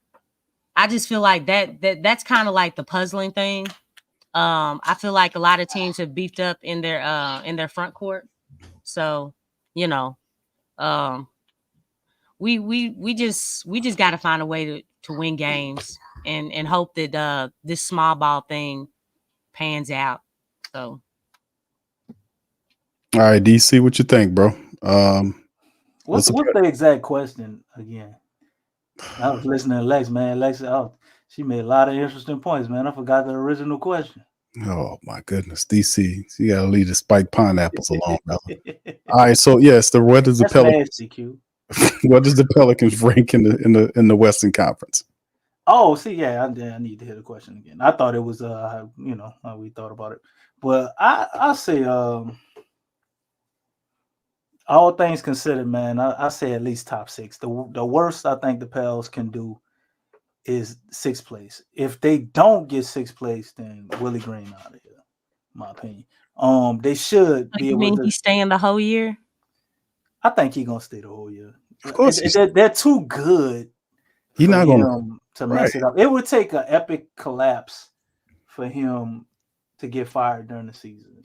I mean, didn't Willie Green beat coaches that were, according to some people, better than him? With it, didn't he beat teams that the coach was supposed to be better than him? Didn't that happen last year? When we look at his invisible contract that we don't know the years of, for all we know, Willie Green could be a free agent after this year, which could, that could be why James Draco. I don't think he gave him a 1-year extension. They gave him the extension before that. When we heard about it, they had gave him the extension a year before that. He got the extension, I think, after the Phoenix playoff thing. Like they gave him the extension before we heard about it. The report it wouldn't have been 1 year. It would have been a year. We heard about it a year later. So 6 months later. A year later in the basketball season terms, so he gave it to him the previous November, bro. We heard it like when they broke it down in April. That was right after the end of the regular season. It was 6 months ago prior to that. So wasn't exactly a year, but I don't think it's a 1-year extension. You know what make this real simple? Because I actually went and looked. Okay. You know what I saw? I saw the same thing I saw when I looked for Dennis Allen contract. Let's pull up Willie Green's contract. I don't think we can. Exactly. It's not available. Exactly. And it's supposed to be public information. Exactly. Just like everybody else's contract. We really don't know. But I could tell you this, based on Willie's actions, I don't think he got no whole lot of money because he ain't taking fines for nobody. Well, Willie ain't going right in the pocket for nobody, man. You need to go even further and say that he ain't trying to coach nobody because a coach is not thinking about his. Hold up. I gotta answer the top. I gotta answer the top 5, Lex. I know. I'm just saying because that bothers me. That bothers me. He's not coaching anybody. Yeah. Huh? No, what I'm saying is that as a coach, you're supposed to back your players. I agree. Yeah. But I mean, he could still be coaching guys up and all that, and not backing them far as willing to get fines and all of that type of stuff. What's one thing we had problems? Willie is the guy, to give him some credit. Willie is the guy. Like, I believe he would go to your house and try to help you get right and do all the little things to try to help you get better. But when it comes to like fighting and cussing and he's just not. He don't have to do that. He don't have to do that. Like that's the thing. Like if you're thinking about keeping your money in your pocket, you're not focused. You have one foot in, one foot out as far as in the game. Come on, we know that's just an excuse. Far as for Willie's temperament, Willie is a church guy. He don't want cuss. He says "gosh darn it" on the sidelines. Like he's not gonna ever be that guy to like buck the system out there. Like he's gonna try to personify class and be the guy that you would think he's supposed to be as far as a model citizen. But you see, just to let you know, to add the conversation, I pull up the article. And this is shout out to Terry Kimball. He has a report where he's showing Athletic Sam Amick says Green has, quote, multiple years remaining on a contract extension that had not been previously reported. This is as of article was April the 15th of 2024. So this is this article now that he recently talked about the extension. So it shows it in the light of having more than 1 year. Man, I can't trust him. He's 6 months late on this article. No. This was just contract. This is Willie got a prove-it deal every goddamn year, man. He got a football contract. He got 1 year with a questionable team option for the next year, man. Like, we don't know what it is. We don't know. Why do they keep it secret? You know why? Shouldn't we be excited? No.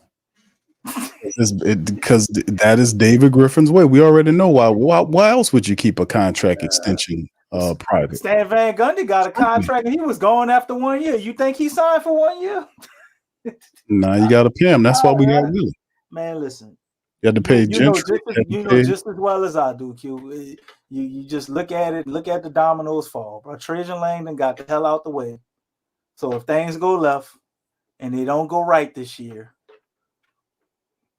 who's it going to get blamed on? Willie's the guy. Willie's obviously the option, and that's why Trajan, kind of took another job. He could see the hammer falling just like I can, and I think Willie Green could see it too. Willie's on the hot seat, man. James Borrego being there, to me, makes all the sense in the world. When I saw all these options he had for head, James Borrego could have been a head coach of the Detroit Pistons, bro, if he wanted to. He could. Like he was in the running for every head coach job. For him to come back here and not go be a coach, it just says to me like that he sees an opportunity possibly here if we can't get it together.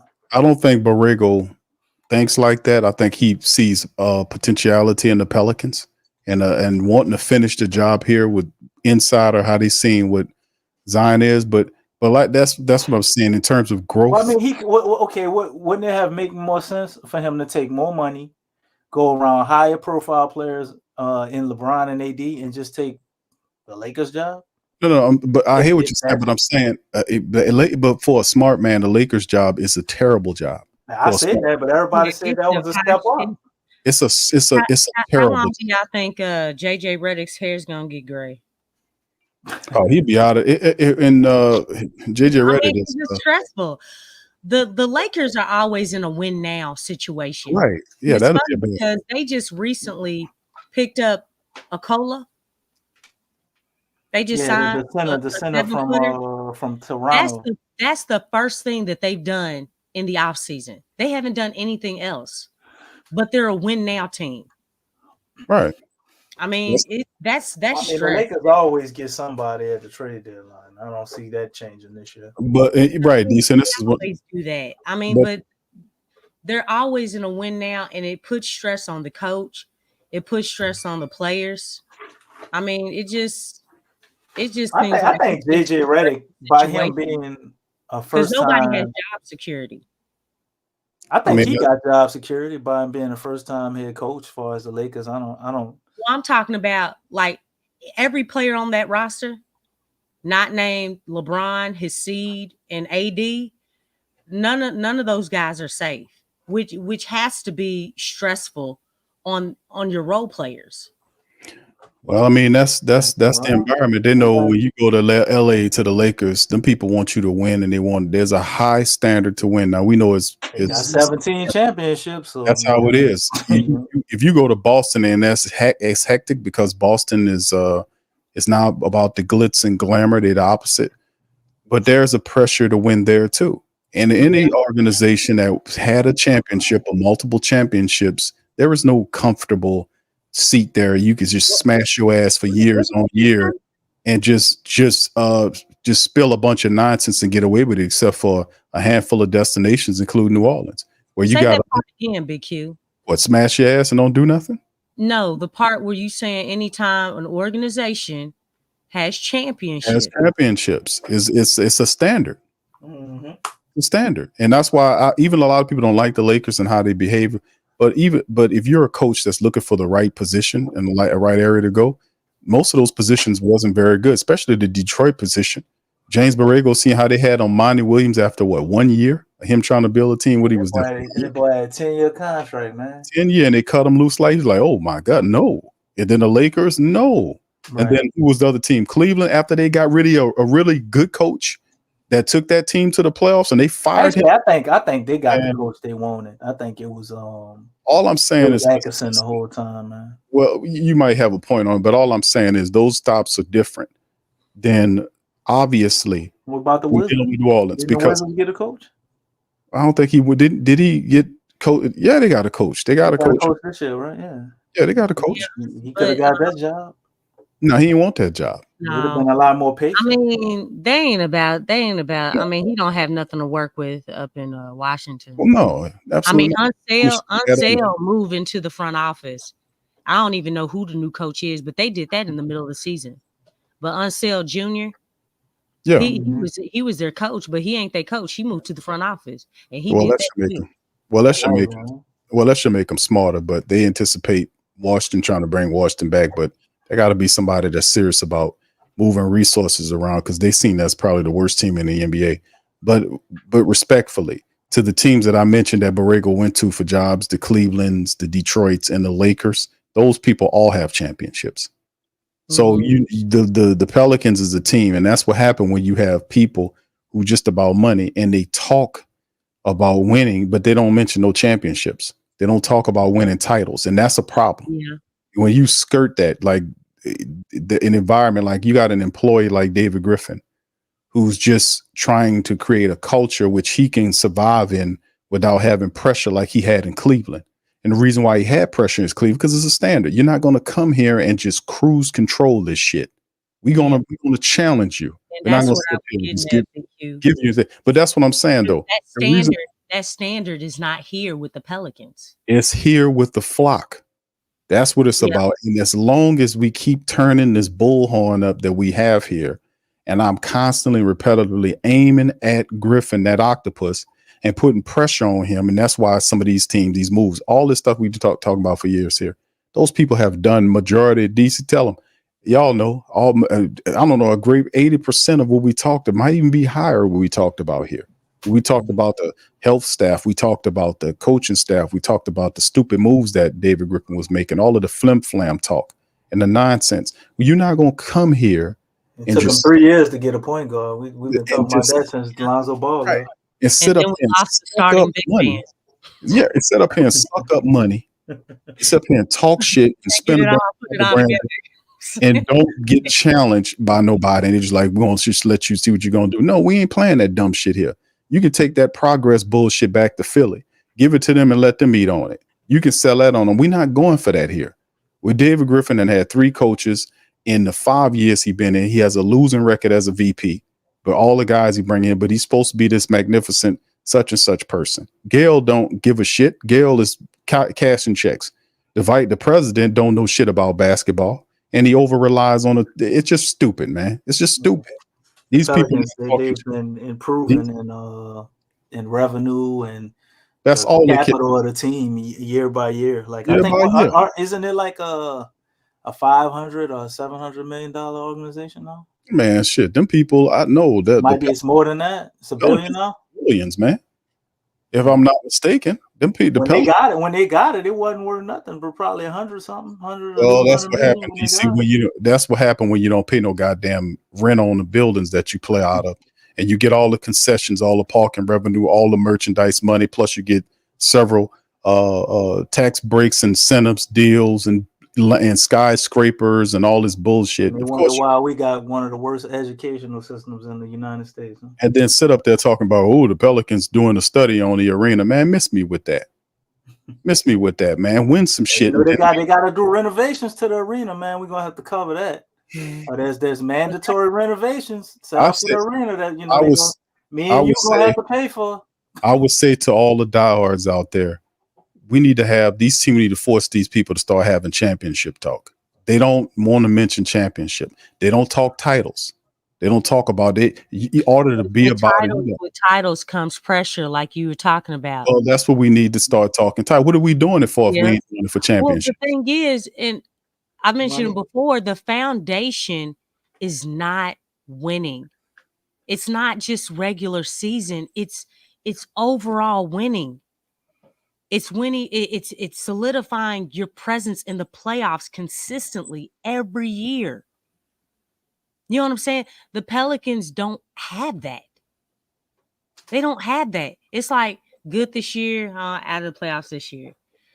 In the playoffs this year, playing playoffs, not in the playoffs. You know what I'm saying? Like, it's too much. It's a joke history. Well, yeah, Yeah. because when we go It's to the not, playoffs, it's not a they talk respectable. about how And we went that's to the where you playoffs. get your respect. That's where you get your credentials. That's where you build your legacy. That's Yeah. where you build your brand.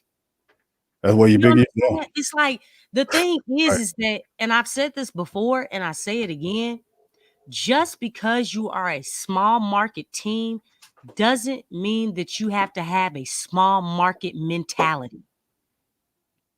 Okay? There are small market teams that have done it. The Spurs, the Bucks, Mm-hmm. OKC. Mm-hmm. You know what I'm saying? Memphis. And I'm not saying as far as those last two teams, they haven't won any championships, But but they're they're stalwart. starting to build something. Mm-hmm. And you can feel those things. OKC is going to be nice for a long time, you all. Memphis, they seem like they have something solidified that's strong. That obviously last year they were down, but they have been in the playoffs basically every year. Now they haven't gotten to the finals, but the thing is it's all about building something, building those winning habits. And the thing is, look, I could care less about building any type of culture. Dog, you can take that culture and throw it somewhere. Man, build winning habits. Build a winning team. And guess what? If you build winning, if the foundation is winning, that is the culture. I don't care about, we're trying to build a family oriented. Man, forget that family, man. This is a business. It's a business. If the foundation is winning, guess what? You still gonna have brothers in the locker room. Okay, let me tell you something. Everybody in the family, you hear me? Every player in that locker room loves to win. Winning cures everything. That's what Shaq says all the time. You right? Many times Shaq and Kobe got into it. You know what? When they got on that court, there's one thing that they had in mind. I'm trying to win. I'm trying to win. That was their mentality. And they put all their junk aside, all the battles that they had in the locker room, they put that junk aside and they came to a common goal. We trying to win. And that's what they did. Every championship team, a championship mentality player has that. You're going to have battles in the locker room, but it's all about what type of battles. Man, I don't mind friction. I don't mind having problems in the locker room. I truly don't. The thing that makes the difference between some petty friction and some winning friction is that in itself, is the fact that, dude, I'm passionate about winning. I'm frustrated with you because you didn't hit your spot. You didn't do what you were supposed to do. All right, that's that winning pedigree. You have winners in there that want to win. That's why there's frustration. That's why there's friction. There's that type of, the problems that you have in the locker room, and then there's the other problems. Man, why did you pass the ball? Why did you pass the ball? And y'all losing. It's nothing but losing. You're not getting anywhere. The stuff with Brandon and Coach Willie Green. Be like, hey, I need you to find ways to get me open. Look, this is playoff basketball. You just gonna have to figure it out yourself. That was a double whammy right there because, all that was bad. Because Willie's not creative enough to write up a play to help get Brandon open against OKC. And then Brandon, well, it's like you're dribbling into Lou Dort and trying to shoot up, and he's right underneath you, and they're not making any calls. You know what I'm saying? It's like, Coach, can you help me get open? Yeah, he couldn't do it. It's like, because that winning, that it's like the way he said that. It's like, are we about to win? Are we about to win with this guy with that type of mentality? Look, I coach middle schoolers, man. And let me tell you something.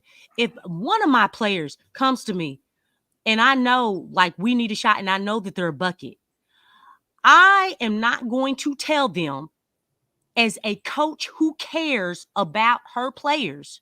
I'm not going to tell them you just going to have to figure it out. What? Are you serious? No.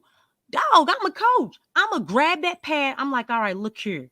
We got this right here. I'm seeing something. You know, this is your spot right here.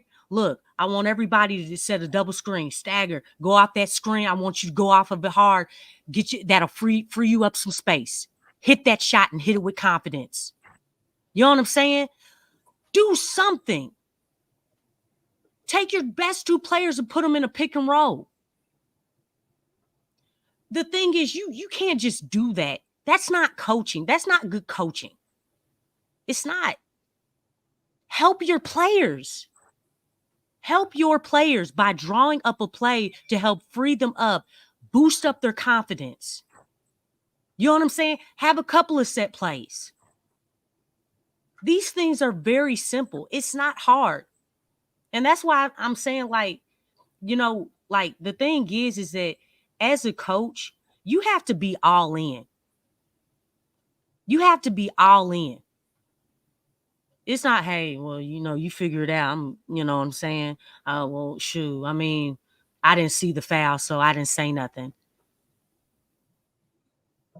That, you ever see Greg Popovich say anything like that? For real? Level. Pat Riley? Nah, Pat down. Who's Michael Jordan's coach? Phil? You ever do Phil Jack? Phil Jack, as calm, cool, and collected he is. Boy, when he stood up, you know what I'm saying? Yeah, because he had them bad knees. You know, yeah, when he stood up. Yeah.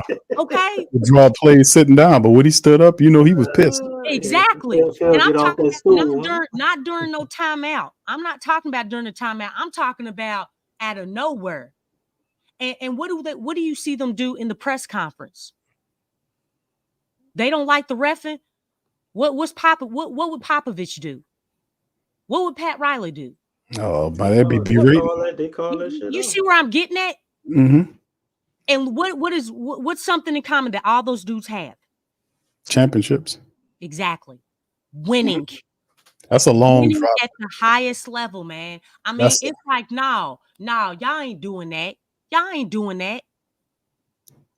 That's a bridge from Phil, Pop, Pat Riley to they Willie don't say Green. something. That is a bridge way away. Willie Green could only hope and pray to even get within 1,000 miles. The second coming of it's Greg a Popovich. mentality.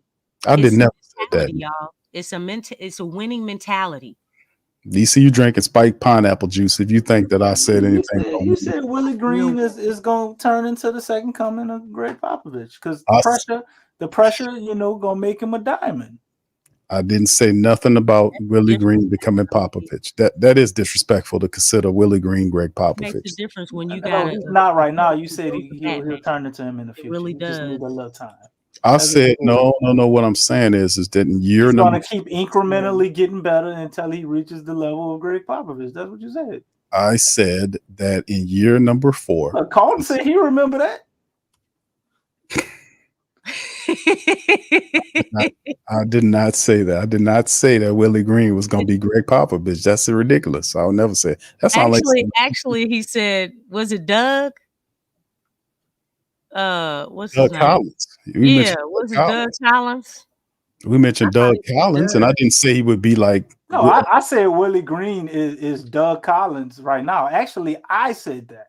I don't think he's Doug Collins right now. I said Doug Collins because I said Willie Green is the coach before the coach when you win a championship. That's what I said. But, you know. All I'm saying is that. I agree with that right now. You said that was comparable right now. But in the future, Greg Popovich, I remember. No, I did not. I would never say that Willie Green is Greg Popovich because He very come few from the get that. Greg Popovich tree. He's his protege. He might have, but that You is know what, man? still Him and that is Monty still Williams. a long way off. Hey, it would be nice He's to already Monty, right? No. really, talk like that, even in the chat. You know what I'm saying? As far as being able to compete for a championship, because really, it just feels like you just dreaming. You know what I'm saying? Well, But you can't actually you build are. to that. But No, I think they'll my be- take on winning a championship, I think you're always one player away. And hear me out for a second. Why should we? Look, I think I'm we're one coach away. I'm gonna make a valid point. All we need is one coach. I'm gonna This make a better be valid good. point. The coach will come. This better be DC. This better be Like good. all I need is one mic. Did Giannis get it on the first coach? Did Jokic get it on the first coach? Dude, come on. What about Tatum and Brown? Did they get it on the first coach? You're Different- always Okay. one player away. Hear me out. When you have a player, God damn. When you got a player that's generational, man, or you got a superstar, you always gonna be in a contention for a championship if you manage it correctly. So you do need a coach, but as long as you have that particular player, which they hard as hell to get, because typically when somebody get them, they don't want to give them up. What player? What player? You have what player do you one player away for, DC? That you got guy and all these. We got the player already, man. We got Zion, but we have to maximize Zion to the best of his what is ability. around Zion? I'm telling you, DC. What player are you talking about? Man, y'all looking at this team we got around Zion, and if you think we had a competent high-level coach, they couldn't win a championship with this, then you smoking dope. Yes, but the Pelicans don't You have said that. player. No. I said you're always one player away. So when you get that particular player, that's the hardest thing to get. That's the hardest thing to get. Office and DC the player first. DC moving the basketball goal. I'm not moving the basketball goal. Once you get that particular player, you have to do the right things and put the right stuff around them. I'm not saying that. Attitude reflects leadership. It does. Okay. But when you have the attitude of the front office is not winning. That's true. The attitude of the Pelicans is not winning right now. Not only that, when Zion got here, DC, they rescinded the pressure. Oh, wait, I didn't never get to make my point. Y'all laughing and you still ain't done yet? No, because the main thing on my point is what I'm going to is when you have that particular player, a front office like the Pelicans may look at them like a cash cow or something they can make money off. But if that particular player is generational and they have it in them to want to win, what are they going to do? They're going to hold the front office foot to the fire for them to be able to stay here so they actually win a championship. We just watched this with the Milwaukee Bucks. We don't know what went on behind the scene with Jokic or how he feels. But if you got a guy that's bringing a bunch of money and their goal is to win a championship and you're not doing all the things necessary for them to win a championship, they'll walk away. And what I see for most organizations, that's not the Lakers or the Celtics, a lot of times that makes them try or become a championship standard team. Because money first, but in turn, they turn into champions if they fully go all the way. A la what we watch with the Milwaukee Bucks. Okay, that's it, DC. I mean, you saw the Miami Heat do the same thing, but LeBron, it's a little different. Huh? Go ahead. What? Okay, see, you that was no. Well, when the Miami Heat had Dwayne Wade and they saw what he was, Shaq wanted to go over there. He sped up and they went and got him. Yeah, but look who he has as the GM. Who is that? I said that's a little different after I said if he got Pat Riley. So that is different. And so Pat Riley, when he came to him, Pat Riley was in sync with what D-Wade. Okay, and it's matching up with the eyesight, the eye test. I mean, So but you we already have a championship okay. minded. You could bet down. You can bet down Miami, but go ahead and bet down the Bucks and bet down the Nuggets for me. Because they wasn't shit until they got that one player. And at least in Giannis's case, we seen in public, he wanted to win a championship, and he was willing to threaten to leave if they wouldn't do everything possible for him to win a championship. They won a championship. Yeah. So when you have that one particular player who is in the top 10 percentile or whatever percentage you want to put it of a basketball player in the game, the best of the best, you have a shot at winning a championship. But that player has to mature. He has to cultivate. He has to carry. He has to want that. If you got an organization that don't come from that pedigree, I don't see it done no other way. An organization that ain't a championship winning organization ain't gonna never be one until they get a particular player like that holds them to that standard. Because first and foremost, they are there to make money. And if this player came in and everybody wants to see him and they making money, they ain't gonna want him to leave.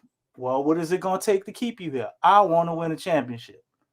And then you see them bend over backwards trying to do that, because if they lose that player, trying to say we gotta wait, because really, I don't even you know. always, I mean, the Pelicans. Griff wants to maintain his power. This ain't the NFL, Lex.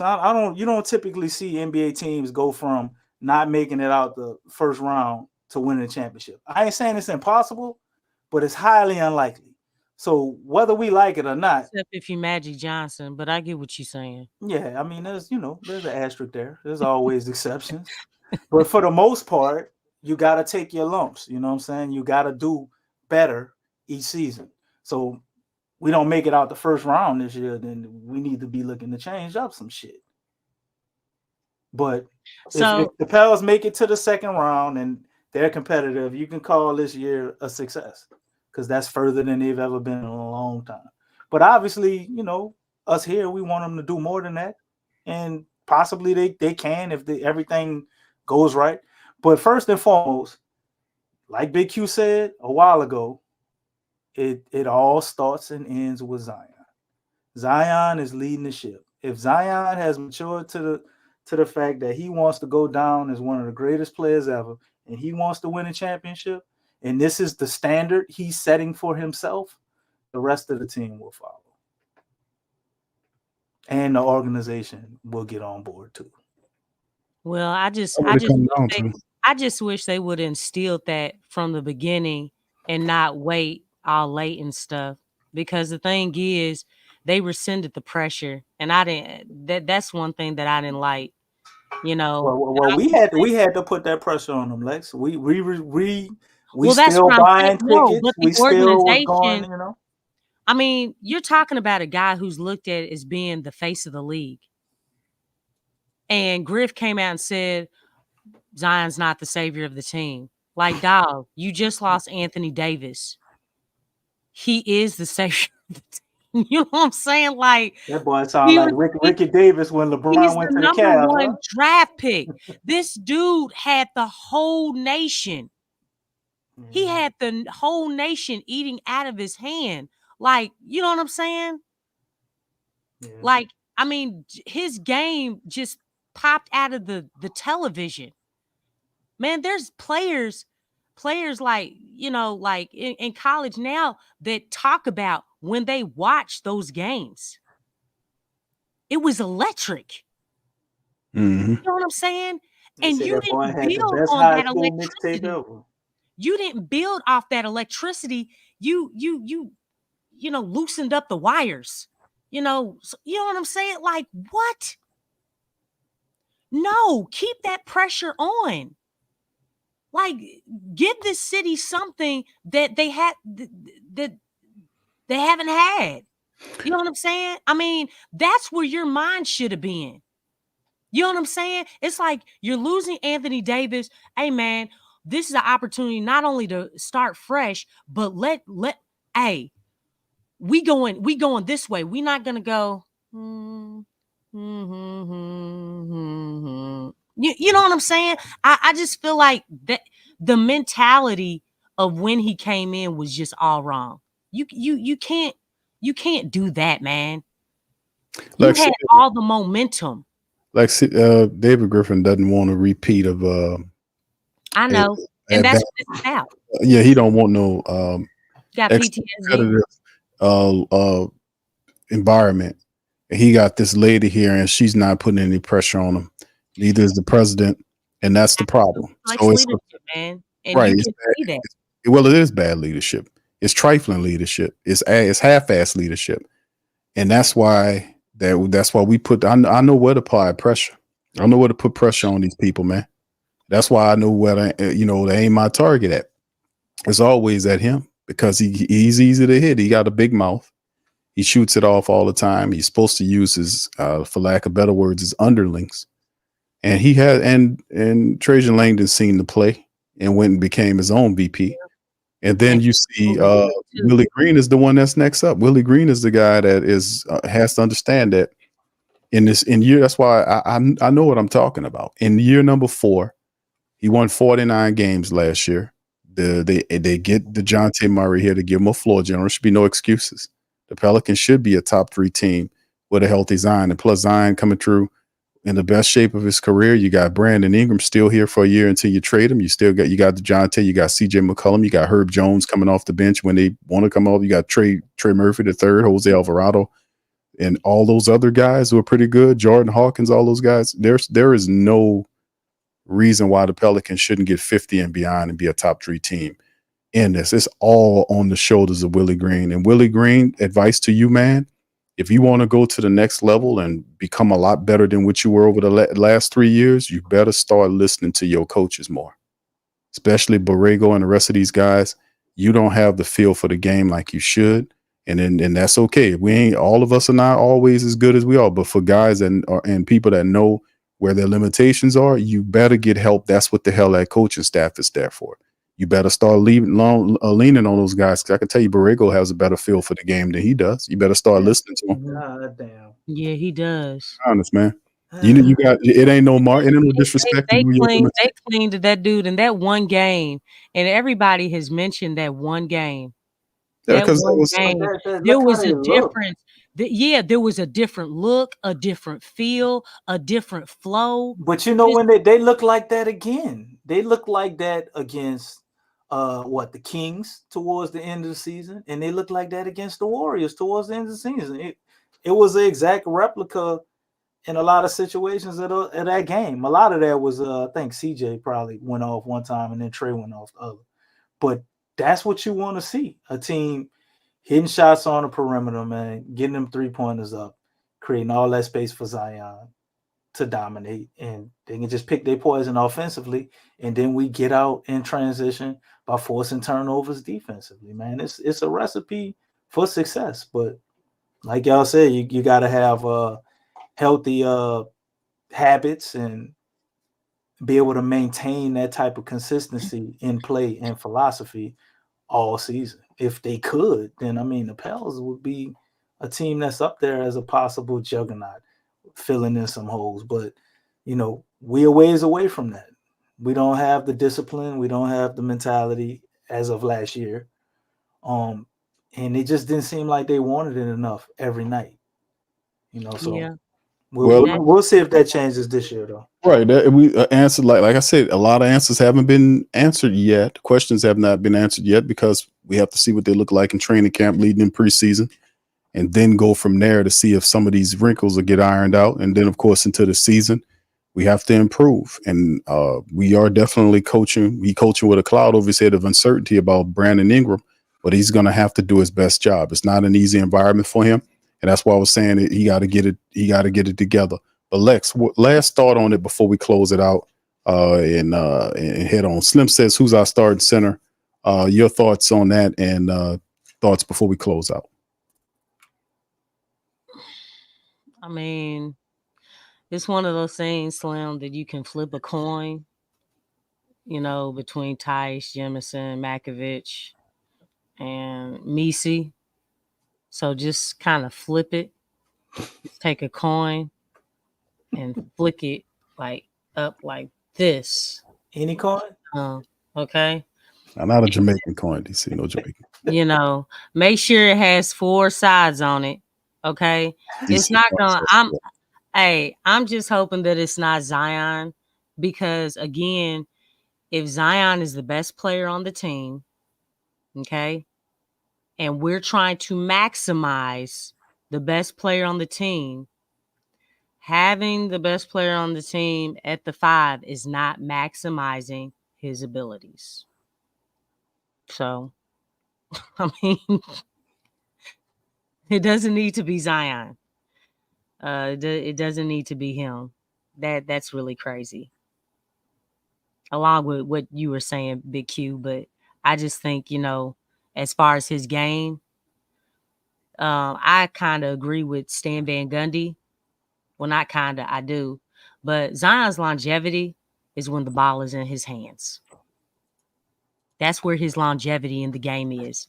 It's really not down low, because we've all seen statistically and with the eye test that when Zion has the ball in his hands and he's getting downhill, that's when he's at his best. Can't nobody handle that speed with that type of girth any time of day. Can't do it. Yeah, he's a special type of character, no doubt about it, man. All right. So anyway, with that being said, listen, fam, I appreciate all y'all for being in the stream tonight. Hope y'all enjoyed yourself talking Pelicans. You didn't let DC go. You didn't let DC go. He had enough of me for the night, Lex. DC just said he just talked before you. He said that he said what he had to say. I mean, well, you made it official. It was closing remarks, but Oh, I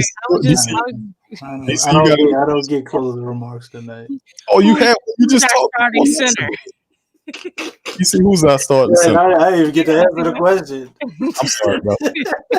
You flipped your 4-sided coin and DC dog. I just asked about the coin. I was just trying to see what type of coins we flipping. That's all I wanted. Jamaican coins, Caribbean. You got a Jamaican coin? Yeah. You flip it. Yeah. We got a Jamaican. We got a Jamaican coin slim south. It's a pirate coin, bro. It's a pirate coin. I thought it was an excellent statement by Lex. She said a 4-sided coin, and that's who's going to be the starting center. All 4 of them will get an opportunity to start at different points during the season. So you got a living roster in terms of the center rotation. Yep. You're saying it's going to go like this. You know what? It's going to be Daniel Tice first, right? Man, and then if that don't work out, they're gonna give Trey Jemison a shot. It's gonna be a tryout. Misi's gonna be getting every single night. Then they're gonna give Mekovic a shot after that, to start. And they're just gonna keep rotating Misi's in after all of that. And when the physical therapist is tied up with Zion, CJ McCullough, Trey Murphy, and managing all of them, and we have 2 centers hurt at a time, they're gonna start Misi's at the end of the season. Maybe probably in a bullshit game, towards the end of the season, he might get a start after getting like 15 rebounds and 18 points in multiple G League games. Okay, there you go. So the 4-sided coin was correct. Whatever side it landed on, that's the starter. You know what? So is that your closing thoughts, DC? The 4 and the cackle. Yeah, I was laughing like you when I saw you on TV. Big Q was a big star, y'all. He was on the all right. Enough of that. Could you please go ahead and just your laugh that laugh inspired me. Watching you, bro. Yes, thank you very much. Good job, man. I was proud of you on that, bro. We're gonna have to talk about Trey Murphy and this rebounding situation, man. Oh, because we haven't, you know what I'm saying, for real. We're gonna touch on it, Lex. We got a lot of stuff to talk about. We lost our leading rebounder. DeJounte Murray gonna fix all that, man. Bro, we still got a lot. Talk about that too. Why are we putting so much on DeJounte Murray? That is a good question. That was a dumb comment, DC. Why are we putting the leadership, the coaching? No, for real. That was a dumb comment. The coaching, the rebounding. I mean, Are we noticing a trend here? We All this don't is need, going we to be don't on need the him to newest score player, 20 the plus newest points. player on the team. That's crazy. That's a lot, man. That just goes to show again where the team is.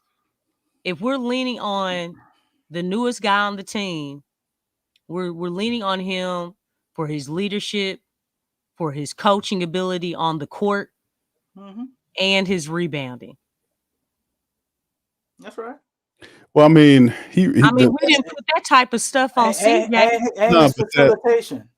But that's a little different because it ain't like his guy's a rookie. This guy done been to a couple of stops, and he embraces the role of what they're asking him to do with the Pelicans, because obviously he can watch the Pelicans and understand that where he would be best served, like setting the table and stuff like that. That's where the Pelicans really fell apart in the clutch moments of the game. They didn't have that leadership there to know who would take the shots. Like you see in the OKC game, at a certain point where they had an opportunity to win, they just started hoisting up dumbass shots. That's not intelligent. It's almost like they didn't practice that segment of the game. But like I said, I got to move on to another stream. But Lex, quick comment before we get out. I don't know. That game though was crazy because that first game against OKC, that was their best game. And it still lost. I know. That was their best game. Because OKC wasn't playing that game that day. But I don't know, man. There's a lot on DeJounte, man. I don't even know if that's a fair situation for him. But I guess if I felt that same way about with Zion first coming into the league, and this guy, he's been in the league for a while, I guess it makes sense. So, but yeah, teams got to get together and really clarify a lot of things. Apparently they can do it in training camp, though. Hopefully they'll get it together before preseason. Yeah, they gotta iron it out, and I think that's in Tennessee. In Nashville. Yep, Belmont. Yeah. So, yeah, there you go. All right, so I got on your bad side again. I'm not allowed to comment on. You done? I'm sorry, Q. It's over for you, DC. You made that pirate. I don't know what I did to you, but let's just end the show. Just start talking about Willie Green. No, I'm not. I made a special effort around. I'm gonna tell you what I got. Minute 154.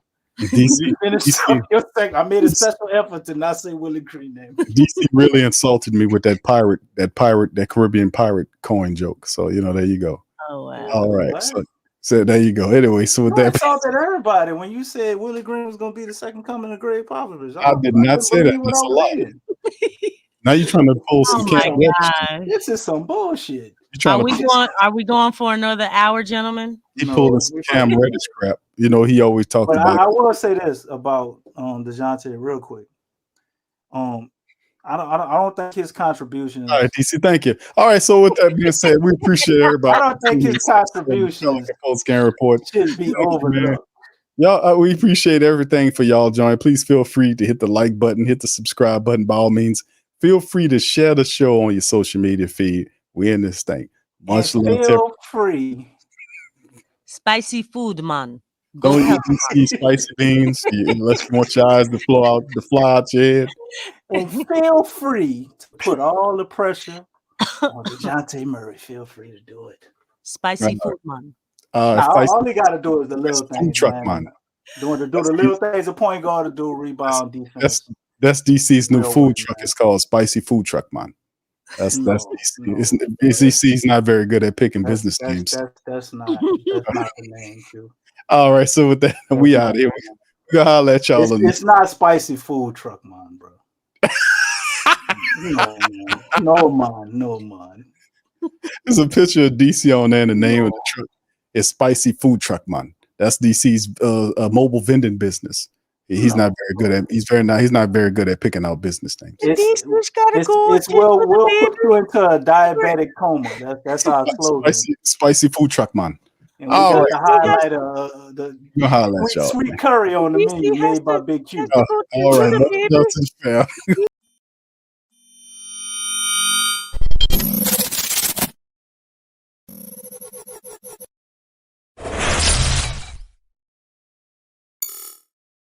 TheWhoThatDaily.com. That's right, TheWhoThatDaily.com. Your one-stop shop for everything New Orleans Saints, New Orleans Pelicans, LSU Tigers, even the top flight boxing news. So if you're a Who Dat and you're looking for a place to stay up on your team, WhoThatDaily.com is your site. TheWhoThatDaily.com for the sport Who Dat in all of us.